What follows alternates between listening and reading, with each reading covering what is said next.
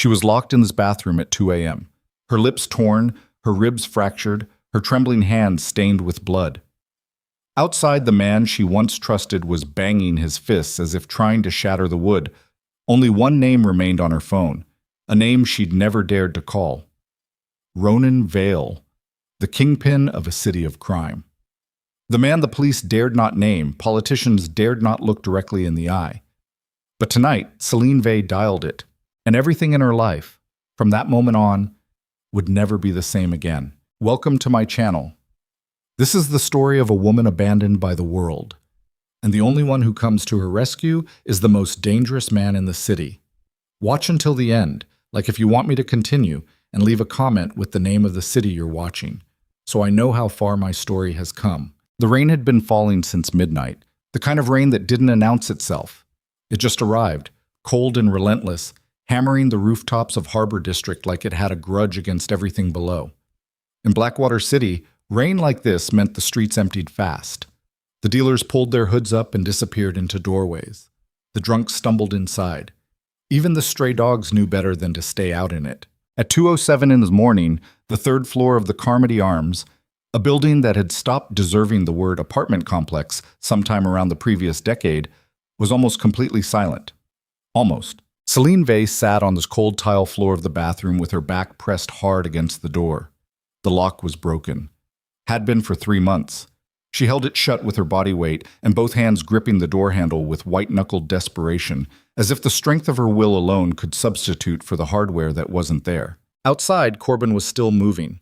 She could hear him, the heavy drag of his boots on cheap laminate, the irregular breathing of a man who'd been drinking since 8 that evening and hadn't metabolized any of it yet. The apartment was small enough that she could track exactly where he was by sound alone. Kitchen, hallway, back to the living room. Then his fist hit the bathroom door so hard the whole frame rattled. Selene. He said her name the way some men say a curse, all of the weight with none of the warmth. She pressed her spine harder into the door. The split on her lower lip had stopped bleeding, but every time she swallowed, she tasted copper. Her left side hurt in a way that wasn't quite pain yet, the kind of dull, sustained pressure that she'd learned to recognize over the past year and a half as the warning that something underneath her ribs had taken damage. She breathed carefully. Shallow, controlled. She'd gotten good at that. Her phone was in her right hand. The screen was cracked, a 6-month-old fracture that spiderwebbed from the lower left corner and made the bottom third of the display almost unreadable. She'd never replaced it. There had never been money for that, or time, or a version of her life where that kind of errand felt possible. She opened her contacts. She didn't know why she scrolled to it. She had other options, theoretically. Her older brother hadn't spoken to her in 2 years, not since she'd defended Corbin at a family dinner that had ended in shouting and broken plates. She had a coworker, Dina, who'd given her a look once at the restaurant when Selene had shown up with foundation layered too thick over her jawline. But Dina was 63 years old and lived alone, and Selene would not bring this to Dina's door at 2 in the morning. She had a number for a shelter she'd looked up in a weak moment 8 months ago and then never called. Because Corbin had come home that night with groceries and flowers and the kind of apology that always made her feel like maybe she was the one who misunderstood everything. None of those felt like options right now. The name she stopped on didn't feel like an option either. It felt like something else entirely.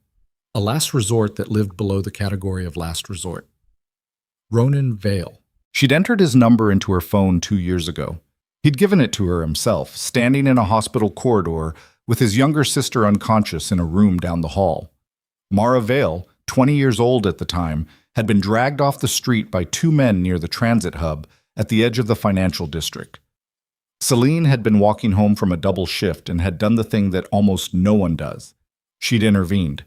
She'd screamed loud enough to draw attention, used her phone to record their faces, and then physically blocked one of them from dragging Mara into an alley, taking a hard shove into a concrete wall for the effort. The men had run.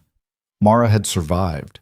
And 3 days later, a man Selene had never seen before had appeared at the diner where she worked, taken a booth in her section, ordered black coffee, and told her quietly that his name was Ronan Vale, and that she had helped someone who mattered to him, and that if there was ever anything she needed, she should call that number and say her name. She'd known who he was. Everybody in Blackwater City who paid any attention knew who Ronan Vale was. If not by face, then by reputation. And if not by reputation, then by the particular way people's voices dropped when they said his name in certain conversations. He ran the city's criminal infrastructure the way a surgeon runs an operating room, with total authority, total control, and zero tolerance for anything that threatened the integrity of his work. Politicians took his calls. Police commissioners looked the other way. 3 rival operations had tried to displace him in the last 7 years, and all 3 had been quietly and permanently resolved in ways that never made the news. She had never called him. She had kept his number because, she'd told herself at the time, it seemed like the kind of information you didn't throw away, not because she'd actually planned to use it. Her thumb hovered over his name. The bathroom door bucked again. Corbin hit it twice this time, palm flat, and the second blow sent a sharp pain through her shoulder blades where she was braced against it. "You think this is a game?" His voice was low now, which was worse than the screaming. The screaming meant he was losing control. The quiet voice meant he'd gotten it back. "Open the door, Selene." She thought about what happened the last time she'd opened a door when he used that voice. She pressed call. The phone rang once, then again. On the third ring, a sound on the other end. Not an answer exactly. More like the quality of the silence changed. Someone had picked up. Someone was there. She waited. A pause that lasted perhaps 4 seconds, which is a long time in silence. Then, "Who is this?" The voice was low and unhurried, the kind of voice that had learned not to perform urgency because urgency was almost never the appropriate response to anything. She could hear ambient sound behind it, rain on glass, the faint impression of a room with good acoustics. Selene opened her mouth. Nothing came out for a second. Outside the door, Corbin had gone quiet. That was worse. The quiet meant he was thinking, and when Corbin thought, when he got methodical about it, that was when things escalated past the point she could manage by waiting them out. "It's—" Her voice came out wrong. Too thin. She tried again. "It's Selene. Selene Vey." Silence on the line. Not empty silence. Active silence. The kind with weight behind it. "I know who you are." 3 words that somehow steadied her more than a full sentence would have. She closed her eyes. The tile was cold through her jeans, her ribs hurt when she breathed too deeply. Outside the door, she could hear Corbin's footsteps moving toward the kitchen, which meant he was either getting another drink or getting something else. And she didn't want to think about which. She stopped, swallowed blood, started over. "I need somewhere to go. I can't do this anymore, and I don't have anywhere."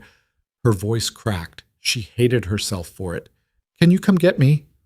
The question hung there, small and desperate and completely out of place in whatever world Ronan Vale normally occupied at 2 a.m. Another pause, shorter this time. "Where are you?" She told him. Carmody Arms, Harbor District, 3rd floor, apartment 311. She said it fast, the way you'd rattle off information you were afraid of forgetting, even though she'd lived there for 14 months and knew the address the way she knew her own face. "Stay on the phone," he said. "Okay. Don't open the door." "I know. I'm coming." He didn't tell her it would be all right. He didn't say, "Hang in there," or "I promise," or any of the things that would have been easy to say and meaningless to receive. He just said he was coming, and then she heard movement on his end, efficient and decisive, and she pressed the phone to her ear and breathed. 23 minutes passed. She counted them by the way her body hurt. The slow throb in her side, the sting of the split lip when she moved her mouth, the ache in her shoulder blades from holding the door. Corbin had stopped trying to get in sometime around the 10-minute mark. She could hear him in the living room, the television on low, the specific sound of a man who was waiting too. For what? She didn't want to speculate. Then she heard something outside the window. Not through the bathroom. The bathroom had no window. But through the walls, from the direction of the street below, there was a sound. Engines. More than one. The quiet kind. The kind that come from vehicles maintained properly, driven by people who knew how to move without announcing themselves. 2 minutes after that, the front door of the apartment came off its hinges. Not kicked. She'd heard that sound before. In buildings like this, it was a distinctive impact. This was something else. Controlled force applied in a specific way, and then the door was open, and she heard the sudden change in the quality of the air in the apartment, the intake of breath quality of a space that had just been entered by several people at once. Corbin said, "What the—" Then nothing. Selene stood up.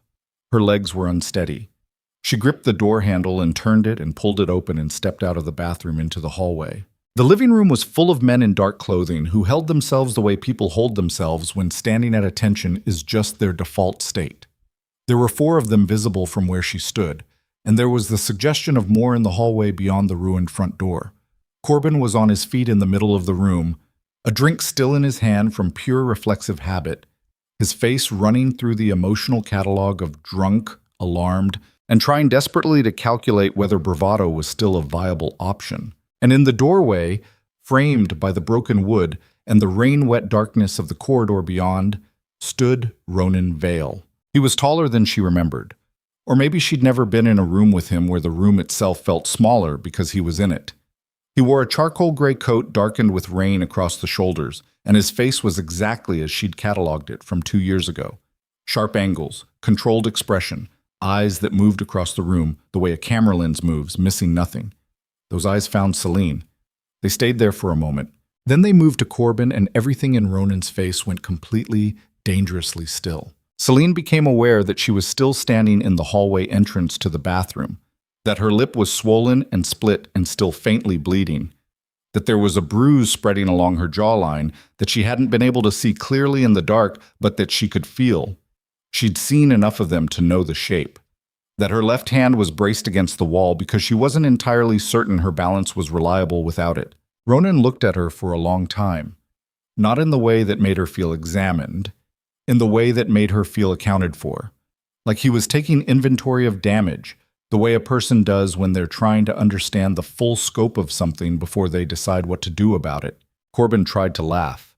It came out wrong, too high, too short. The laugh of a man who understands on some level that he has made a catastrophic miscalculation but doesn't yet know how to absorb that information. "Hey man," he said. "Look, I don't know who you are, but this is—" "I know exactly what it is," Ronan said. His voice in person was different from how it had sounded on the phone. Denser. The phone had carried the sound of it. The room carried the weight. Corbin looked at the men around the room. He looked at the door. He looked back at Ronan. The bravado was collapsing in real time, like watching a building settle after something structural has been removed.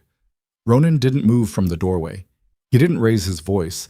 He turned his head slightly, just slightly, and said 2 words to the man nearest to him, too quiet for Selene to catch. 4 of Ronan's men converged on Corbin, not violently. That was the thing that was somehow more frightening than violence would have been. They moved with practiced efficiency, the way you'd move furniture. And Corbin's drink was simply removed from his hand, and then Corbin himself was simply in motion, guided toward the door, and the sound he made, the beginning of a protest, a name he said, Selene, her name like a threat directed at her back, was cut short by the door to the hallway closing. And then it was just her and Ronan in the ruined apartment. He crossed the room to where she was standing. He stopped about 3 feet away, which she appreciated more than she could have explained. The maintenance of a specific distance, the decision not to crowd her. He looked at her jaw, at her lip, down at her left side, where she was still half bracing her weight. "Can you walk?" he asked. "Yes," she said. "Are you sure?" She straightened up. The pain in her side flared, and she kept her face level through it. "Yes," she said again. Something in his expression shifted. Not quite admiration, not quite sympathy. Something that sat between them, quiet and unreadable. "All right," he said. "Let's go." She didn't ask where. She didn't bring anything except the phone still in her hand and the clothes she was wearing, because there was nothing in the apartment that felt worth the act of going back to collect it.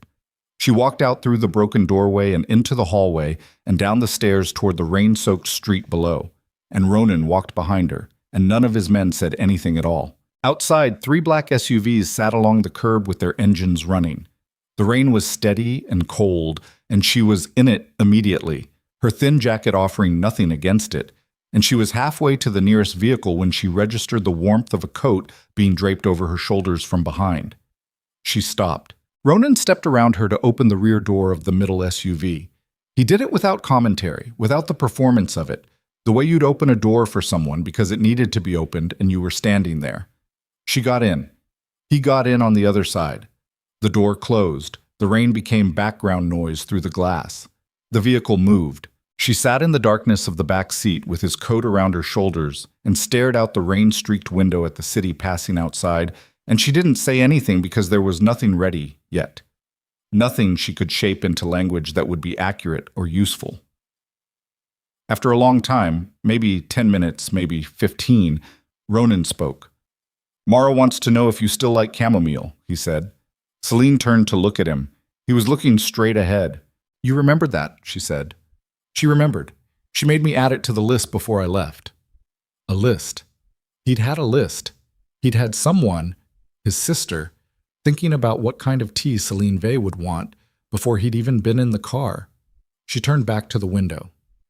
"Yes," she said quietly. "Still chamomile."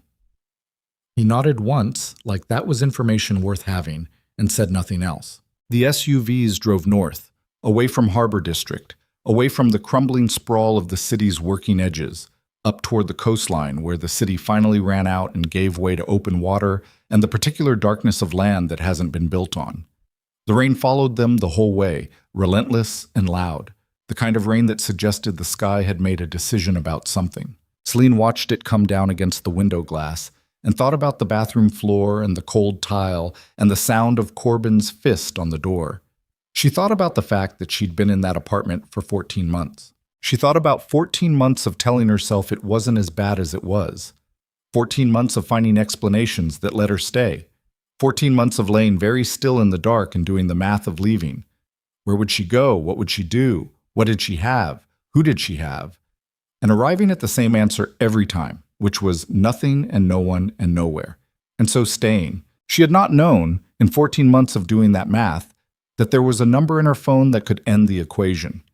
She supposed that was what shame felt like when it had enough distance to identify itself. Not the shame of what had happened to her. The shame of how long she'd let it happen. Of how thoroughly she'd convinced herself that the phone in her hand, with a contact she'd never used, wasn't a door she could open. She pressed her forehead against the cold window glass. "Hey," Ronan said. She didn't move. "You called," he said. The words were flat, but the weight behind them was not. That was the hard part. Everything else is just mechanics. Selene closed her eyes. She didn't believe him exactly, but she wanted to, and that was enough for right now. Val Manor materialized out of the darkness and reigned like something that had been waiting there for years, which it had. It sat at the edge of a coastal cliff, stone and glass and old iron, built to withstand weather that came in off the ocean with serious intent. The gates opened without drama. The vehicles pulled into a covered entrance. Lights came on in a controlled sequence from inside. A woman was waiting at the entrance. A small, dark-haired woman in her mid-20s who came forward immediately when Selene stepped out of the SUV, and who Selene recognized after a moment as Mara Vale, 2 years older than the last time she'd seen her, standing up straight and without any of the fragility that hospital corridors tend to imprint on people. Mara looked at Selene's face. Really looked. The way someone looks when they know something about damage and aren't going to pretend otherwise. And then she said very quietly, "Come inside.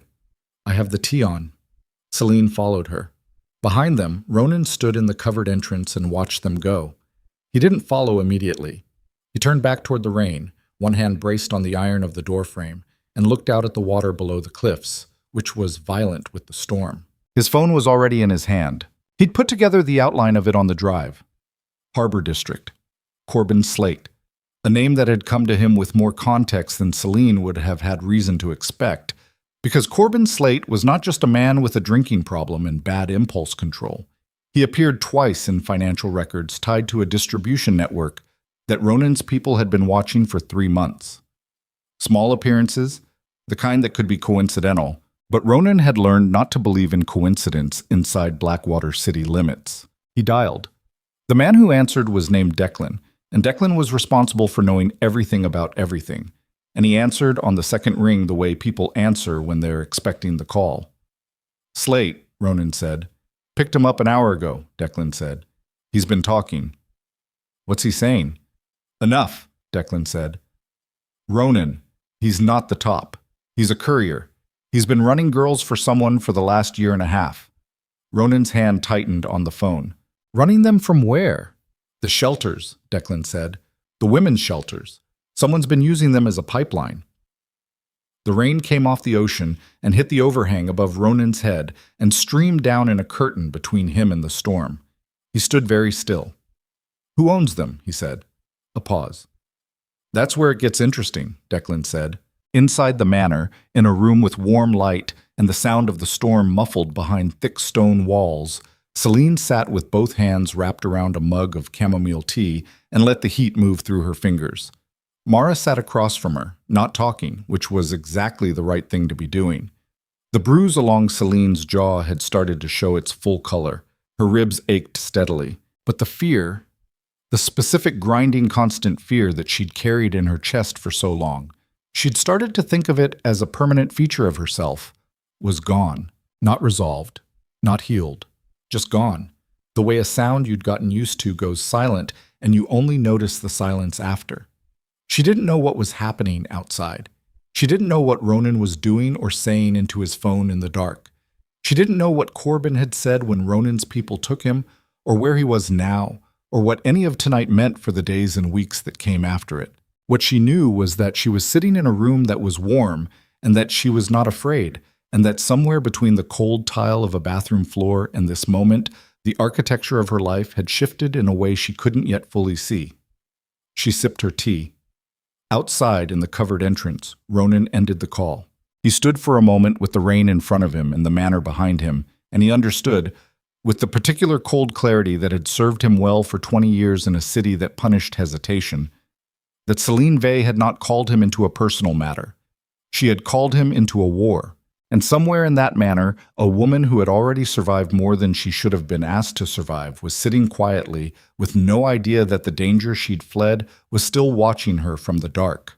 Ronan turned and walked back inside. The doors closed behind him. The morning after always had its own particular texture. Selene had learned that over the past 14 months, the way the hours immediately following a bad night carried a strange suspended quality, like the air itself was waiting to see whether the previous evening had actually happened or was going to politely agree to be forgotten. She'd woken up in her own bed dozens of times with that sensation, cataloging the damage, deciding how much of it could be concealed with careful makeup and a certain arrangement of her posture. She woke up in Vale Manor at 7:14 in the morning to the sound of the ocean. The room was not what she'd expected. She hadn't known what to expect exactly. Some part of her brain had constructed a vague image of cold luxury, the kind of space designed to impress rather than be occupied, all marble surfaces and art that nobody looked at. Instead, the room was large and quiet, with stone walls that had been there long enough to feel inhabited, and a window that faced east over the water, and gray morning light coming through the glass in a way that made the whole space feel like something caught between land and sea. She lay still for a moment and let the sounds register. The ocean, wind around the corners of the building, somewhere below her voices, too low and too far to make out, but present, a reminder that the manor was not empty. She sat up carefully. Her ribs voiced their objection immediately. Not sharp pain, the sustained dull ache of something bruised rather than broken, which she knew how to work through. She pressed her fingers gently along her left side, feeling for the specific quality of pain that would tell her something was cracked. It wasn't there. Bruised, then. She'd had worse. Her lip had stiffened overnight. The bruise along her jaw had darkened. She got up and found a bathroom attached to the room, and stood in front of the mirror for a long time looking at her face with the objective attention of someone doing an assessment. She'd gotten good at this, too. The ability to look at her own damage without emotional response, to just take inventory. Split lip, jaw bruise, yellow-edged at the margins and deep purple at the center, roughly the size and shape of 4 knuckles held together. The shadow of finger marks along the left side of her throat, faded enough to be ambiguous to anyone who wasn't looking for them. She looked for them. She was still looking when there was a soft knock at the bedroom door. "I've got breakfast," Mara's voice said. "If you want it." Selene turned away from the mirror. The kitchen of Vale Manor was large and built around a long central table that had clearly been used for a great many things besides eating. Maps of the city had been present on it at some point recently, if the faint impression left in the wood was any indication. Now it held coffee and bread and the particular organized casualness of a table set by someone who does it every morning regardless of circumstances. Mara was at the stove when Selene came in. She moved with efficient economy, the kind of ease that came from owning a kitchen, and she didn't turn around immediately when Selene entered, which somehow made it easier. "Coffee's real," Mara said, "not whatever they sell at the Harbor District markets." "Thank you." Selene sat down at the table. The chair was solid beneath her. Mara set a plate down and then poured coffee and then sat across from her, and for a moment they just looked at each other. Two women who'd last seen each other in a hospital corridor and had carried that shared history in completely different ways ever since. "He was up all night," Mara said. Selene wrapped her hands around the coffee mug. "Ronan? On the phone. In his office. I could hear him through the floor." Mara's voice was neutral, but her eyes weren't. "Whatever you brought through the door last night, it wasn't just personal, was it?" It wasn't a question. Selene looked at her coffee. "I didn't bring anything. I just called. I didn't—" "That's not what I mean." Mara's voice was even, not accusatory. "I mean, whatever is connected to you, whatever is around you, it landed here with you." Selene set down the mug. "I don't know what's connected to me," she said honestly. "I don't know what Corbin was involved in beyond what I saw. I know it was bad. I know it was more than just us." She stopped. "I know that whatever it was, it didn't start with me." Mara looked at her for a long moment. "No," she said. "It never starts with the woman, does it?" The words sat between them, not comfortably, but accurately, and neither of them reached for anything to soften it. Ronan came into the kitchen at 8:40. He was in different clothes, dark gray, no tie, the coat gone. He looked like a man who had not slept, which was not the same thing as looking exhausted. Exhaustion implied depletion. Ronan looked like a man who had converted the night's hours directly into information and was now running on the kind of cold focus that didn't require rest to sustain itself. He looked at Selene. "How are you feeling?" he said. "Fine," she said. His eyes moved to her jaw, then to her throat. "Fine," he repeated with a specific flatness that communicated clearly what he thought of that characterization. "What happened to Corbin?" she said. Ronan poured himself coffee and leaned back against the counter. "He's being held," he said. "He's not going to bother you." "That's not what I asked." A pause. "He's alive," Ronan said. "He'll stay that way as long as he keeps talking." Selene absorbed that. "What is he talking about?" Ronan looked at his coffee, then at her. He seemed to be deciding something, not whether to tell her exactly, but how much weight to put behind the telling, how to calibrate what a woman who had just survived a long night of one kind of damage could absorb before it became another kind of damage. She watched him make that calculation and decided to short-circuit it. "I've been living inside a bad situation for over a year," she said. "I'm not going to fall apart because the situation is complicated. Tell me." Something in his expression shifted, not softened, adjusted, like a lens refocusing. "Corbin was running women," Ronan said. "Not—" He set down the coffee. "Not independently. He was working for a network. His job was recruitment. Mostly vulnerable women, recently relocated, recently out of difficult situations. Women who needed the kind of help that makes you willing to trust the person offering it." The room was very quiet. Selene's hands were flat on the table. She kept them there. "He was recruiting through the shelters," Ronan said. 3 of them in Harbor District and the financial zone. He'd identify candidates through intake paperwork. Women with no local contacts, no family in the city, limited documentation. Then he'd establish a relationship, offer housing, offer work. He paused. The network moved them out of the city within 3 to 6 months. Corbin stayed behind to find the next group. Selene's fingers pressed into the table's surface. "How long has it been running?" she said. "At least 3 years.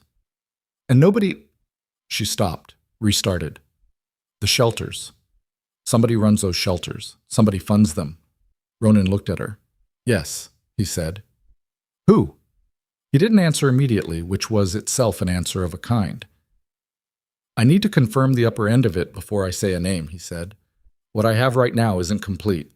Declan is working on it." "But you know who it is." "I have a strong suspicion." And if you're right? He picked up his coffee and drank it. Then Blackwater City has a much larger problem than Corbin's slate, he said. The rest of the morning moved slowly. Ronan disappeared back into his office, a room at the north end of the manor that had the concentrated feel of a space used for serious purpose, maps and screens visible through the briefly open door, men moving in and out with the controlled efficiency of people mid-operation. Mara took Selene on a quiet tour of the manor's more public areas, ostensibly to orient her, practically, to give her something to do with her hands and eyes while her mind was processing. The manor was bigger than it appeared from outside. It had been built in pieces over decades, additions made as resources expanded, and the result was a structure that felt organic rather than designed. Hallways that turned unexpectedly, rooms of different ceiling heights, windows placed to catch specific angles of ocean light. It felt inhabited in a way that expensive houses rarely felt, like it had been lived in hard. He grew up here, Mara said, at the top of a staircase overlooking the western wing. Selene looked at her. Our mother bought it when Ronan was 11. Mara was looking at the hallway below, her voice carrying the flat effect of old information. She thought being outside the city limits would help, keep us separate from whatever was building downtown. Did it? Mara smiled without humor. It became his headquarters before he was 22. So no. But she was right that it was good for keeping things separate. The city doesn't quite reach here. She paused. Or it didn't until recently. Selene understood what she meant.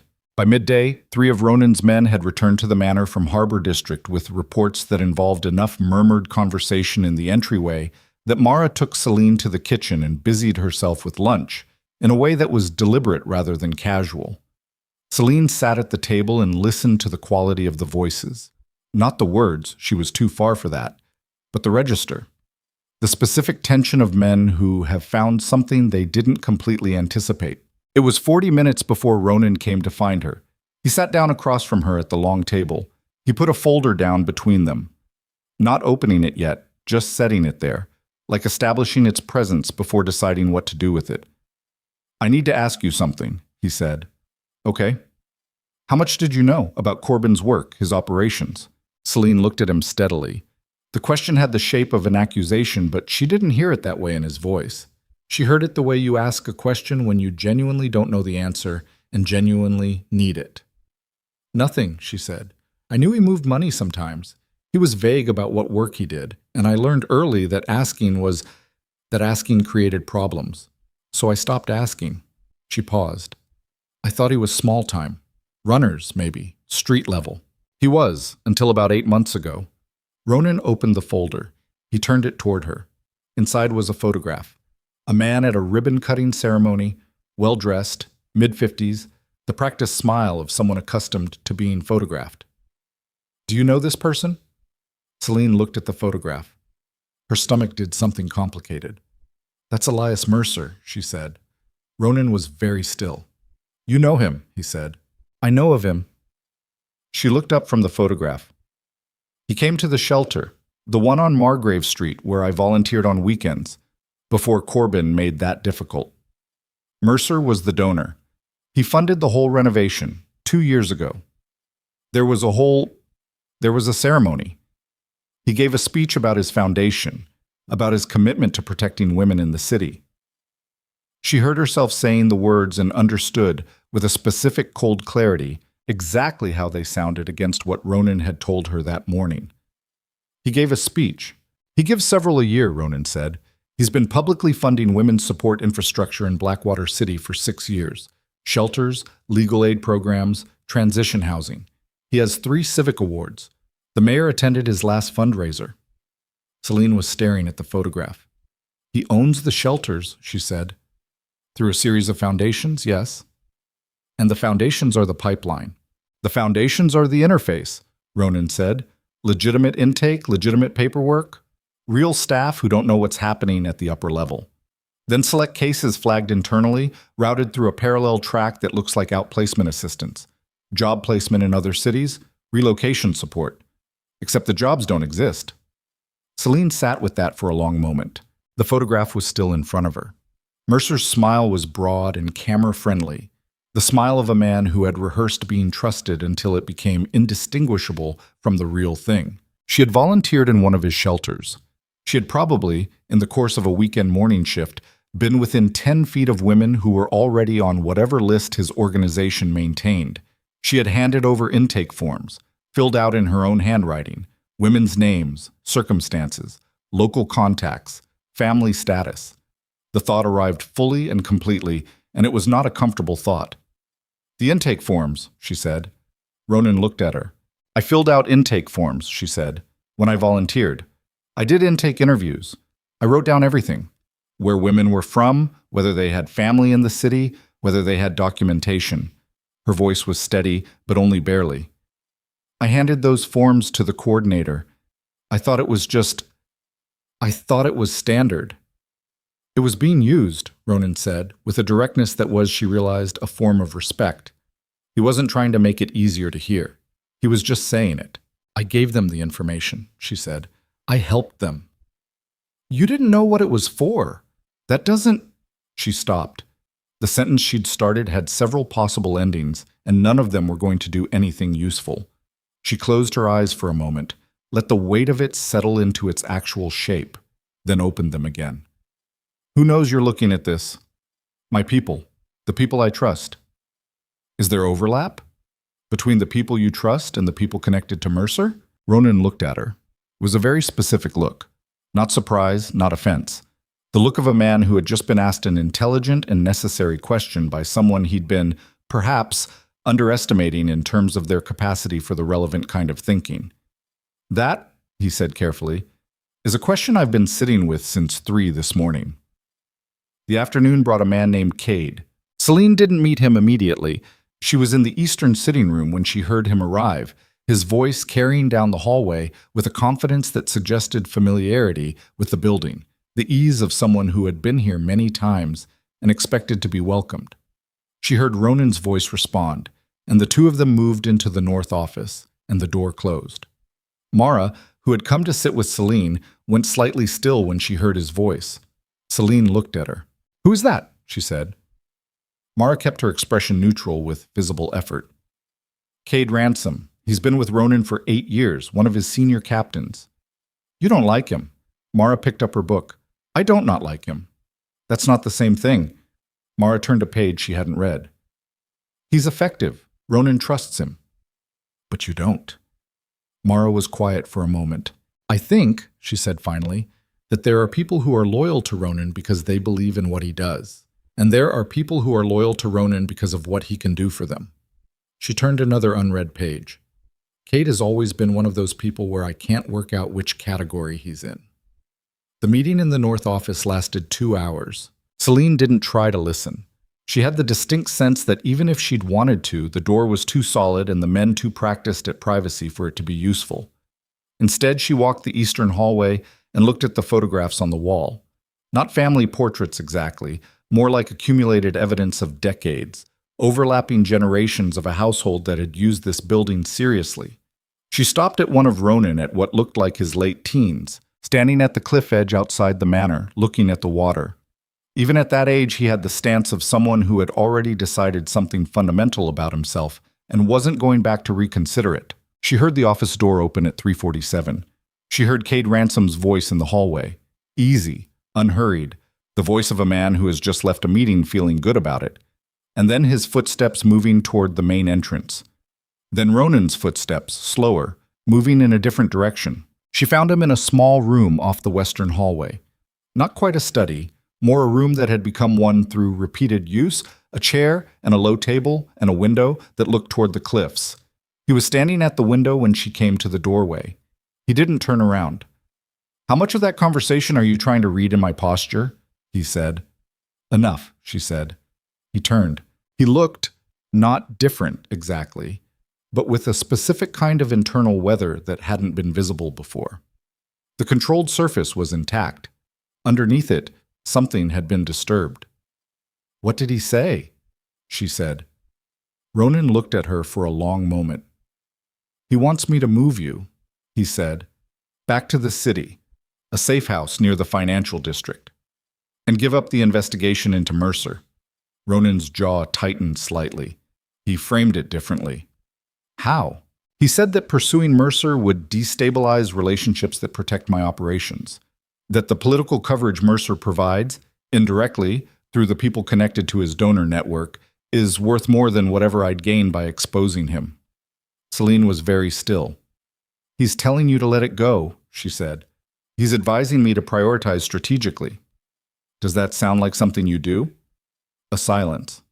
No, Ronan said. Then why is he asking? Ronan turned back to the window.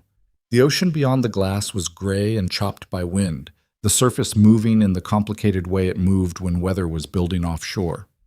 He looked at it with the particular attention of someone who'd been watching that specific view for a very long time and knew what different expressions of it meant. That's a question I'm trying to answer, he said. The evening came in fast the way it did on the coast, the light going abruptly, the temperature dropping, the ocean becoming something you could hear more clearly in the dark. Selene ate dinner at the long kitchen table with Mara and two of Ronan's men, whose names she didn't know yet, and the conversation was deliberately light in the way conversation is deliberately light when there are things adjacent to it that are not. Ronan didn't come to dinner. At 9 o'clock, Selene was in the hallway outside her room when she heard Ronan's phone call. She wasn't trying to listen. The hallway carried sound in unexpected ways, something to do with the stone construction, and she'd just come from the bathroom, and Ronan was in the room at the end of the corridor, the door slightly open. And she heard his voice before she could not hear it. I want the full financial trace on Ransom, he said, not just current. I want to know where his money has been for the last 3 years. A pause. No, don't tell him. Don't tell anyone. Another pause, longer. Declan, I'm serious. Nobody knows about this until I know what I'm looking at. Selene stood in the hallway. She heard the call end. She turned and walked quietly back to her room and sat on the edge of the bed and looked at the wall and understood that Ronan Vale had spent the afternoon pretending to trust his senior captain while simultaneously beginning to investigate whether that senior captain was the source he was looking for.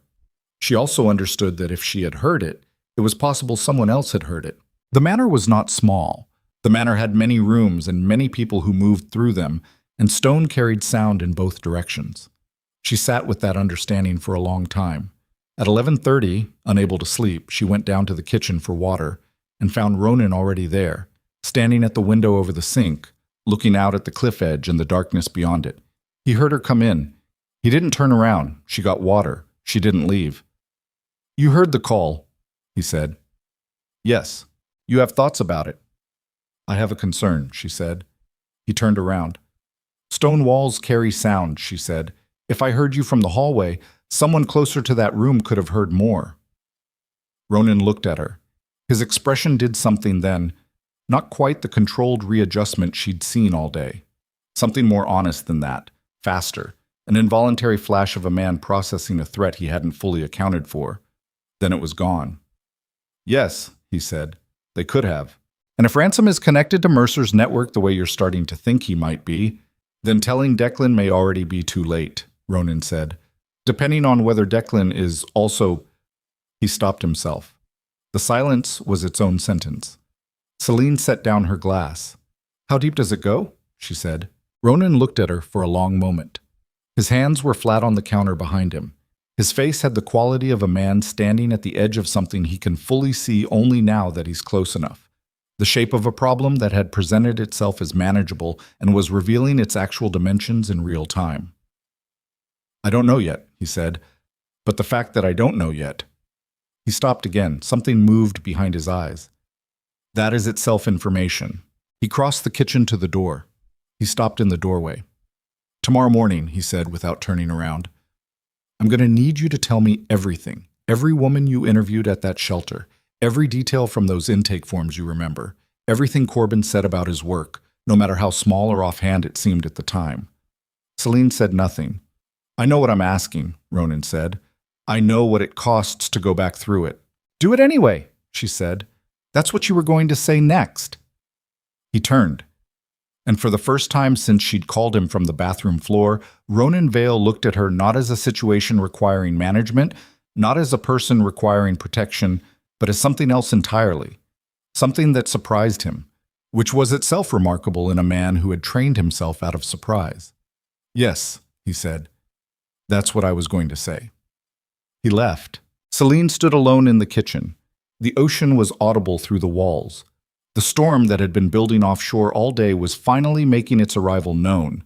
She could feel it in the pressure change, in the way the windows trembled slightly in their frames with each heavy gust. She thought about Elias Mercer's smile in a photograph. She thought about intake forms in her own handwriting. She thought about Cade Ransom's easy voice in the hallway and the specific look on Mara's face when she heard it. She thought about the fact that somewhere in this building, tonight, there might be someone who had already made a phone call that had moved events past the point of Ronan's awareness. She didn't sleep. At 1:17 in the morning, the first gunshot came through the east wing window, and the manor stopped being safe. The sound was specific and unmistakable, the hard crack of a high-caliber round punching through glass, followed by the deeper impact of it hitting the far wall of the hallway. In the 2 seconds of absolute silence that followed, every person in the building crossed from sleep or thought or conversation into a different state entirely. Then the second shot came. Then the fire alarm. Then Ronan's voice in the corridor outside Selene's room, not shouting, controlled and completely cold. "Get her out! East stairwell, now!" The door came open. One of the men she'd seen at dinner, the taller one, she didn't have his name yet, was in the doorway, and she was already standing, already in motion, because she had not been asleep. She'd been sitting in the chair by the window waiting for exactly this. She moved into the hallway. Smoke was visible at the far end. Not from the gunshot, from something else. Something already burning in the east wing. The fire alarm was screaming. Through the walls she could hear movement, fast and purposeful. Ronan's men going to positions they clearly already knew because this building had been designed to be defended. The man leading her said something into an earpiece and then turned to her and said, "Stay close. Don't stop moving." She was right behind him. They were halfway down the east stairwell when she heard it, a sound she hadn't heard before and couldn't immediately categorize. Not a gunshot, not the alarm, something else. A door in the floors above them. And then a voice, familiar and controlled and absolutely wrong in its tone, coming from somewhere above, Cade Ransom's voice, issuing an order, not to Ronan's people, to someone else. The man in front of Selene stopped on the stairwell landing. She watched his shoulders change as the same realization moved through him. The recognition of which voice was speaking, the direction it was coming from, the coordinates of what that meant. He turned to her. His face was not the face of a man with options. "Change of plan," he said. Above them, the fire spread and the shooting continued, and somewhere in the burning manor, Ronan Vale was now fighting a war on two fronts, one from outside his walls, one from inside. And the traitor he'd been looking for had just announced himself in the worst possible way. There was no version of tonight that ended with the manor intact. And Selene standing on a stairwell with smoke coming down from above and the ocean roaring below the cliffs through the stone walls around her, understood for the first time with complete and physical certainty that she was not incidental to any of this. She was the reason it had started, and she was going to have to become the reason it ended. The stairwell smelled like burning, not the clean burn of a fireplace or the controlled chemistry of something industrial. This was the specific smell of a building being consumed by something that had been deliberately set. The acrid combination of accelerant and old wood and the particular chemistry of a structure built to last that had been made, in under 10 minutes, into something that wouldn't. Selene could feel the heat above them as a pressure against her scalp, a warmth that had no business being that intense in a stairwell at midnight. And she understood with the clear animal part of her brain that the East Wing was not experiencing a contained fire. The East Wing was gone. The man in front of her, she still didn't have his name. She'd been there less than 48 hours and had been carefully not memorizing details out of some residual instinct toward keeping herself separate from all of this. Had his weapon drawn and was standing at the landing with his back against the wall, looking up and then down in alternating rapid assessments. His earpiece was active, but she could hear from the quality of the static that the channel was compromised. Too much crosstalk, voices overlapping, the specific chaos of a communications network being used by people who were no longer coordinating with each other. "What's your name?" she said. He glanced at her. "Pollard." "How many ways out of this building, Pollard?" "6 planned. Right now I'm assuming half of them are covered." "Covered by who?" He didn't answer, which was itself an answer, and she filed it and moved on. Ronan, she said. Where is he? He was in the north corridor when the first shot came through. After that, Pollard checked his earpiece again, pressing 2 fingers to it, tilting his head. The channel delivered something she couldn't hear. His jaw tightened. He's in the main hall. A pause. He's dealing with something. The something had a name, and they both knew what it was. We need to get to him, she said. Pollard looked at her. He had the look of a man who had been given a very specific instruction. Get her out. And was processing the conflict between that instruction and the new information the building was providing. My job is to get you to the vehicles, he said. Your job is to keep me alive, Selene said. If Ransom controls the exit routes and Ronan doesn't know which ones are blown, then the vehicles are the worst place I can be right now. I'm safer in the building than in an SUV on the coast road with no idea who's driving the one behind us. Pollard stared at her. She's not wrong, said a voice from below them on the stairs. They both turned. Mara was coming up from the lower landing, one hand trailing the wall, dressed in the practical dark clothing of someone who had not been asleep when the shooting started. She was carrying a small automatic that she held with the ease of someone who had been taught and had retained the lesson. Selene looked at the gun, then at Mara. Ronan taught me, Mara said, answering the unspoken question with the flat tone of someone who had given that answer before to that particular expression. After the last time someone tried to use me to get to him. She reached the landing. She looked at Pollard. North corridor, now. We're not leaving this building without him. Pollard looked between them. He's going to be furious, he said. He's going to be alive, Mara said. Move. Getting from the east stairwell to the north corridor in a burning building under active fire required the kind of improvised navigation that didn't allow for hesitation. Pollard took point. Mara fell in behind Selene, and the 3 of them moved through the manor's interior with the smoke thickening around them and the sound of shooting.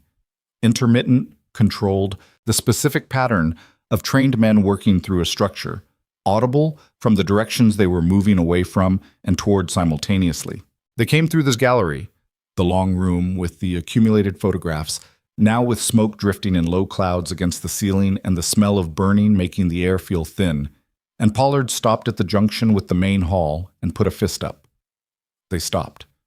Voices from the hall. 2 of them. Selene recognized Ronan's voice immediately. The second voice she recognized a half-second later and felt her stomach do the same complicated thing it had done when she'd looked at the photograph of Elias Mercer. Cade Ransom. They were not shooting at each other. They were talking. Pollard was looking through the gallery doorway at an angle that let him see without being seen. Whatever he was seeing, his face was reading it in a way Selene needed to read for herself. She moved up beside him and looked. The main hall was a long, high-ceilinged space that ran the center length of the manor, and in its current state, smoke drifting from the east, emergency lighting throwing everything into harsh angles of yellow and black, glass from a shattered window on the far side glittering on the stone floor. It had the quality of a stage set after something had gone badly wrong in the performance. 2 of Ronan's men were down on the floor, not dead. She could see movement, the slow and deliberate movement of injured men who were being careful about it, and there was blood on the stone near the far wall. Ronan was standing at the center of the room. Cade Ransom was standing 20 feet from him, with a gun that was not quite raised but not quite lowered either, occupying the ambiguous territory of a weapon held by someone who had not yet committed to the full declaration of what they were doing. He was not alone. There were 2 men behind him, and to his sides who were fully committed, weapons up, aimed with the professional consistency of hired hands who didn't require context. Between Ronan and Ransom there was a specific kind of space, the space of 2 men who have known each other a long time suddenly standing in the truth of what that time had actually been. 8 years, Ronan said. His voice was completely level. That was the thing that was hardest to listen to. The complete absence of the emotions that the situation demanded. The way he'd stripped everything out of his voice until what remained was just the fact of the words. Ransom had the decency not to look comfortable. His jaw was working slightly. His eyes were steady, but his right hand, the one not on the gun, had curled into a partial fist at his side. It wasn't personal, Ransom said. I know, Ronan said. That's the part I'm having trouble with. The operation was in place before I came to you. I was already... Ransom stopped. restarted. Mercer had people everywhere, Ronan. Not just me.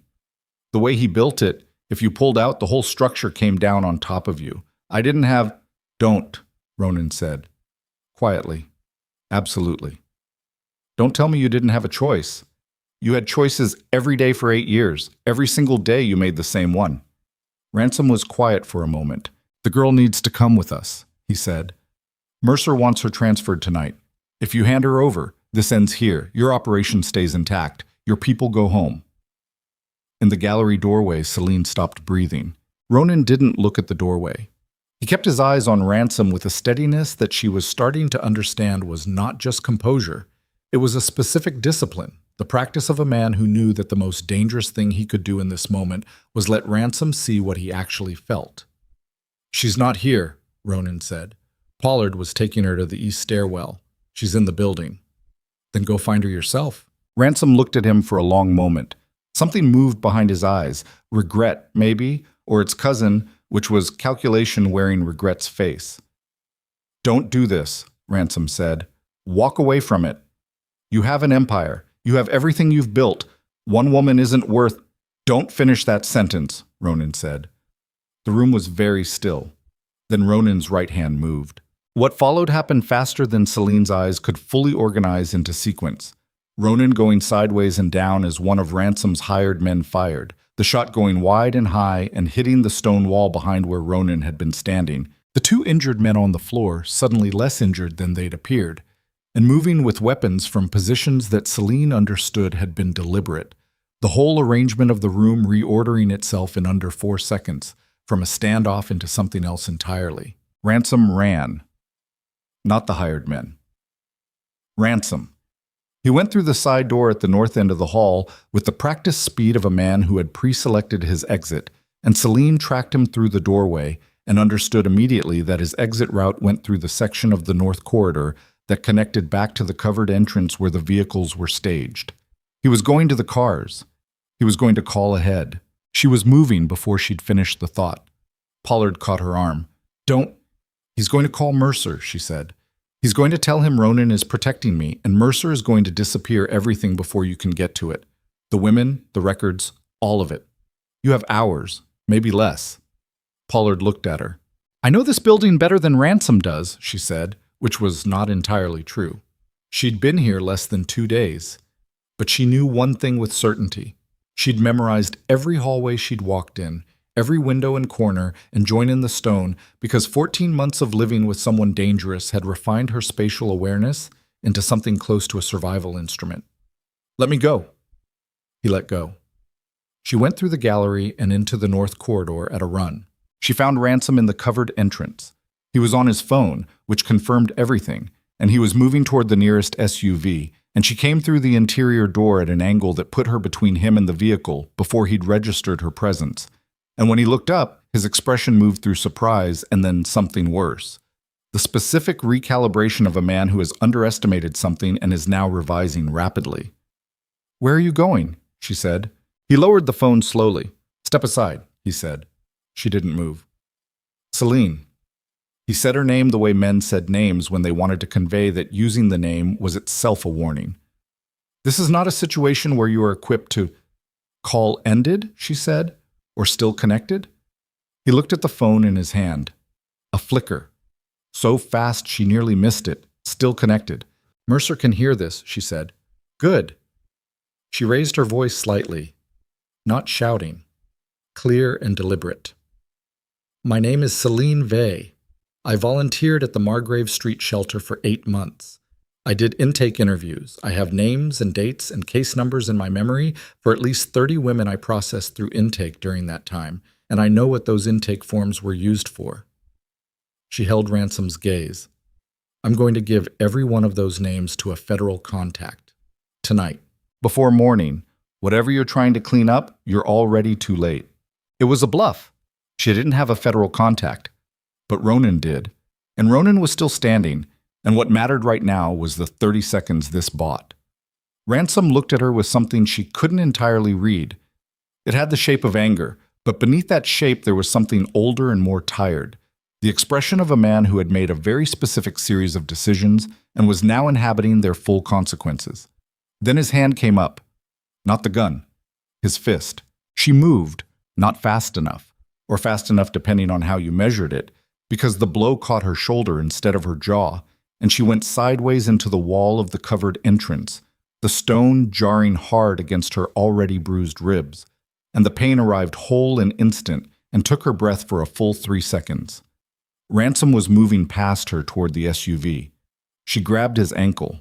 She didn't know exactly why she did it. It wasn't a tactical decision.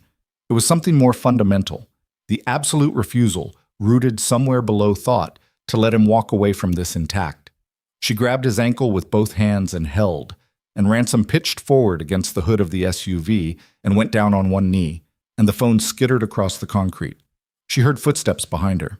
Ronan came through the door with Pollard behind him and 2 more men, and he took in the scene. Ransom on one knee, Selene against the wall with her hand pressed to her ribs, and her breath coming in the shallow gasps of someone working through serious pain. In a single second, and then Ransom was being controlled and secured with the precise efficiency of people who had done this before. And Ronan was crossing to Selene, and his hands were on her shoulders, and his face was very close and very intent. "Where are you hurt?" he said. "Ribs," she said. "Same side. I'm fine." "You're not—" "The phone," she said. "Get the phone." Mercer was listening. Ronan looked at the phone on the concrete, then back at her. Then he straightened and picked up the phone and looked at the screen. Call still active. 42 seconds. He put it to his ear. For a moment, silence on both ends. Then a voice Selene hadn't heard before, measured, pleasantly modulated, the voice of a man who had trained himself to sound reasonable at all times, came through the phone. "Mr. Vale," Elias Mercer said, "I was hoping we'd get a chance to speak directly." Ronan said nothing. "This can be managed," Mercer said. "You know that. Situations like this are always manageable when both parties are rational. I have significant resources and significant reach, and I have no interest in unnecessary conflict with your organization. Hand the girl over and—" Ronan ended the call. He stood there for a moment with the phone in his hand and the covered entrance around him full of people managing the aftermath of an attack on his home, and his expression was the expression of a man who has just heard something that confirmed something he already knew but needed to hear confirmed. Then he looked at Selene. "You said you don't have a federal contact," he said. "I said I was going to give names to a federal contact," she said carefully. "That's not the same as having one." "No." A pause. "I have one," Ronan said. "I've had one for 4 years. He owes me enough that I've never had to use it." He looked down at the phone in his hand. "I'm going to use it now." The next 6 hours were the particular specific hell of crisis management conducted under conditions of exhaustion and compromised trust. In a building that was partially burned and entirely no longer secure, Ronan made decisions with the contained speed of a man operating on a timeline that only he could fully see. Ransom was secured and transported to a location Selene didn't ask about. The injured men were treated, none fatally, too seriously, the kind of injuries that would leave evidence in the form of limitations that their bodies would carry for the rest of their lives. The East Wing was surveyed by 2 men with flashlights at 4 in the morning and pronounced structurally compromised but not collapsed. The fire had been set against the exterior and had consumed the wing's eastern face without reaching the load-bearing interior. The manor still stood. Whether Vale Manor as a concept, a place that meant something, that held the weight of what it had been, still stood, was a more complicated question that nobody raised, because there were more urgent things to manage. Ronan called the federal contact at 3:30 in the morning.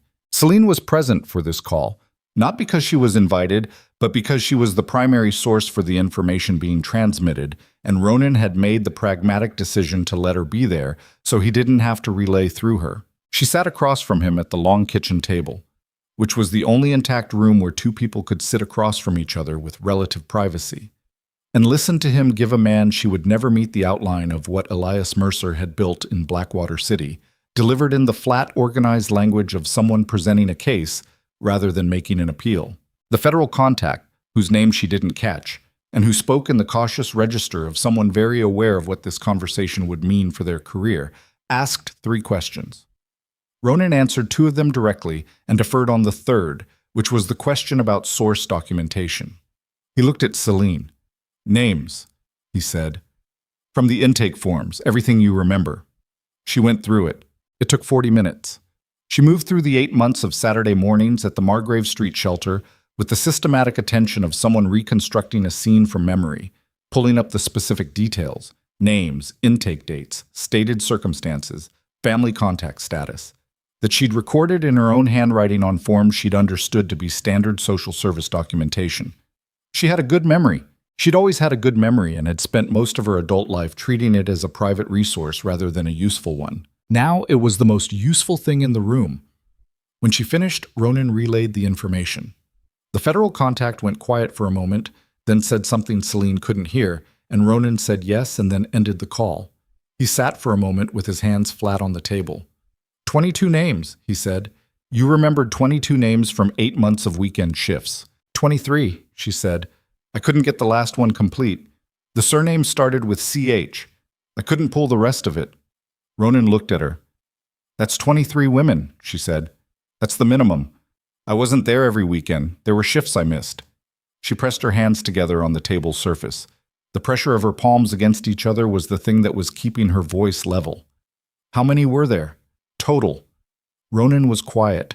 Based on what Declan has traced through the financial records, he said, we think the network moved between 200 and 300 people through Blackwater over the past 4 years. The number arrived and sat. Selene absorbed it the way you absorb a physical impact, not all at once, the body parceling it out in pieces so that the full weight arrives gradually, rather than immediately. Where are they, she said. Some we know. Declan has been tracking financial signatures that suggest several holding locations outside the city. He paused. Others we don't know yet. But Mercer knows. Yes. And as of 40 minutes ago, Mercer knows we're moving against him. Ronan's jaw tightened. Which means, she said, that whatever he hasn't moved yet, he's moving now. Yes. She stood up, not out of agitation, out of the need to be doing something with her body while her mind worked. She moved to the window over the sink. Outside, the pre-dawn sky was the specific dark gray of the hour before first light, the ocean invisible below the cliffs but audible, steady. Ransom, she said. He knows the locations. He knows some of them. We're working on getting the full picture. How? A pause. The way we work on things, Ronan said. She turned from the window. Ransom will tell you what he thinks costs him least. He'll give you the locations he thinks are already compromised, the ones Mercer will clean out anyway. He'll protect the ones he thinks can still be useful to him as leverage. Ronan looked at her. You know that, she said. You've already worked that out. Yes. So what are you not telling me? The kitchen was very quiet. Somewhere above them, in the damaged upper structure of the manor, something settled, a sound like a sigh from the building, the structural complaint of a place that had taken damage and was recounting it. Ronan stood. He crossed to the window and stood beside her, and they both looked at the dark water below. The federal contact can move on the information we gave him, Ronan said, but a full federal operation takes time to build.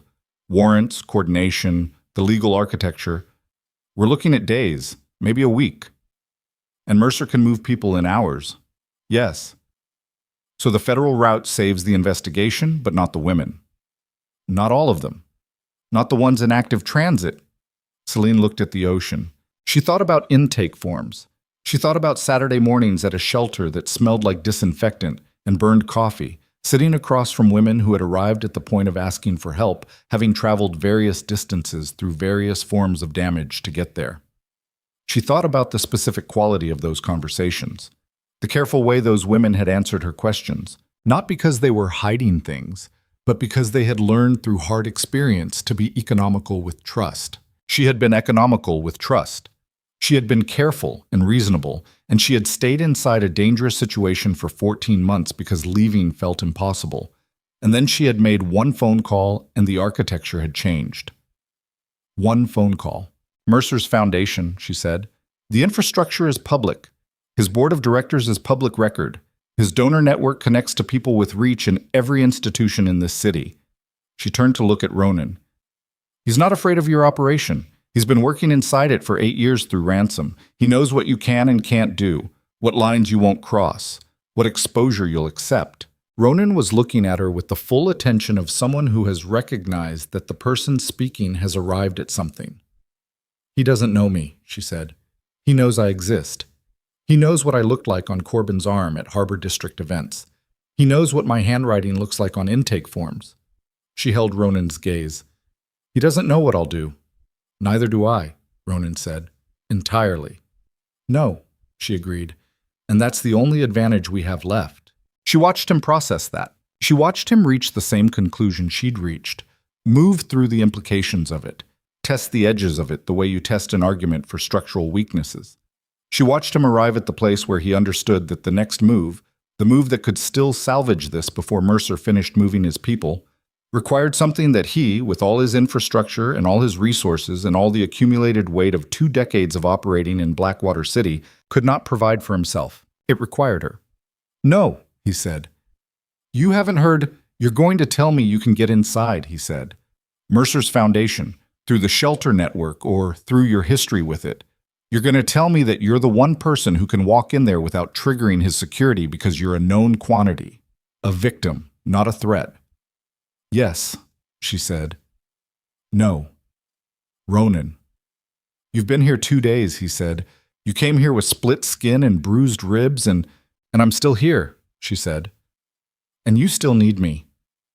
The words sat between them with their full weight. Ronan's jaw worked. His hands were at his sides, and she could see in the set of his shoulders the specific tension of a man fighting 2 things simultaneously.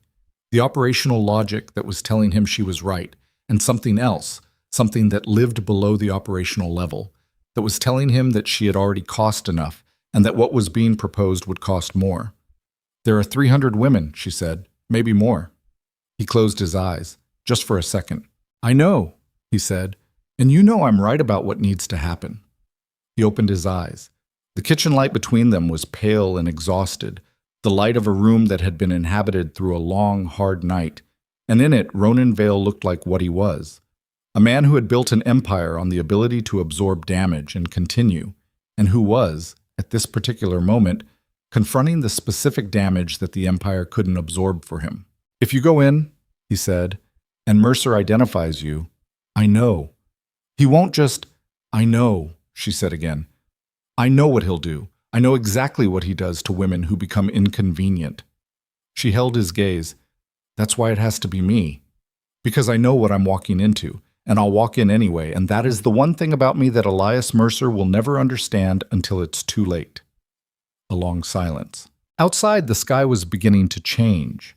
The specific shift of deep gray to lighter gray that happened in the hour before dawn. The ocean becoming visible in pieces as the darkness retreated.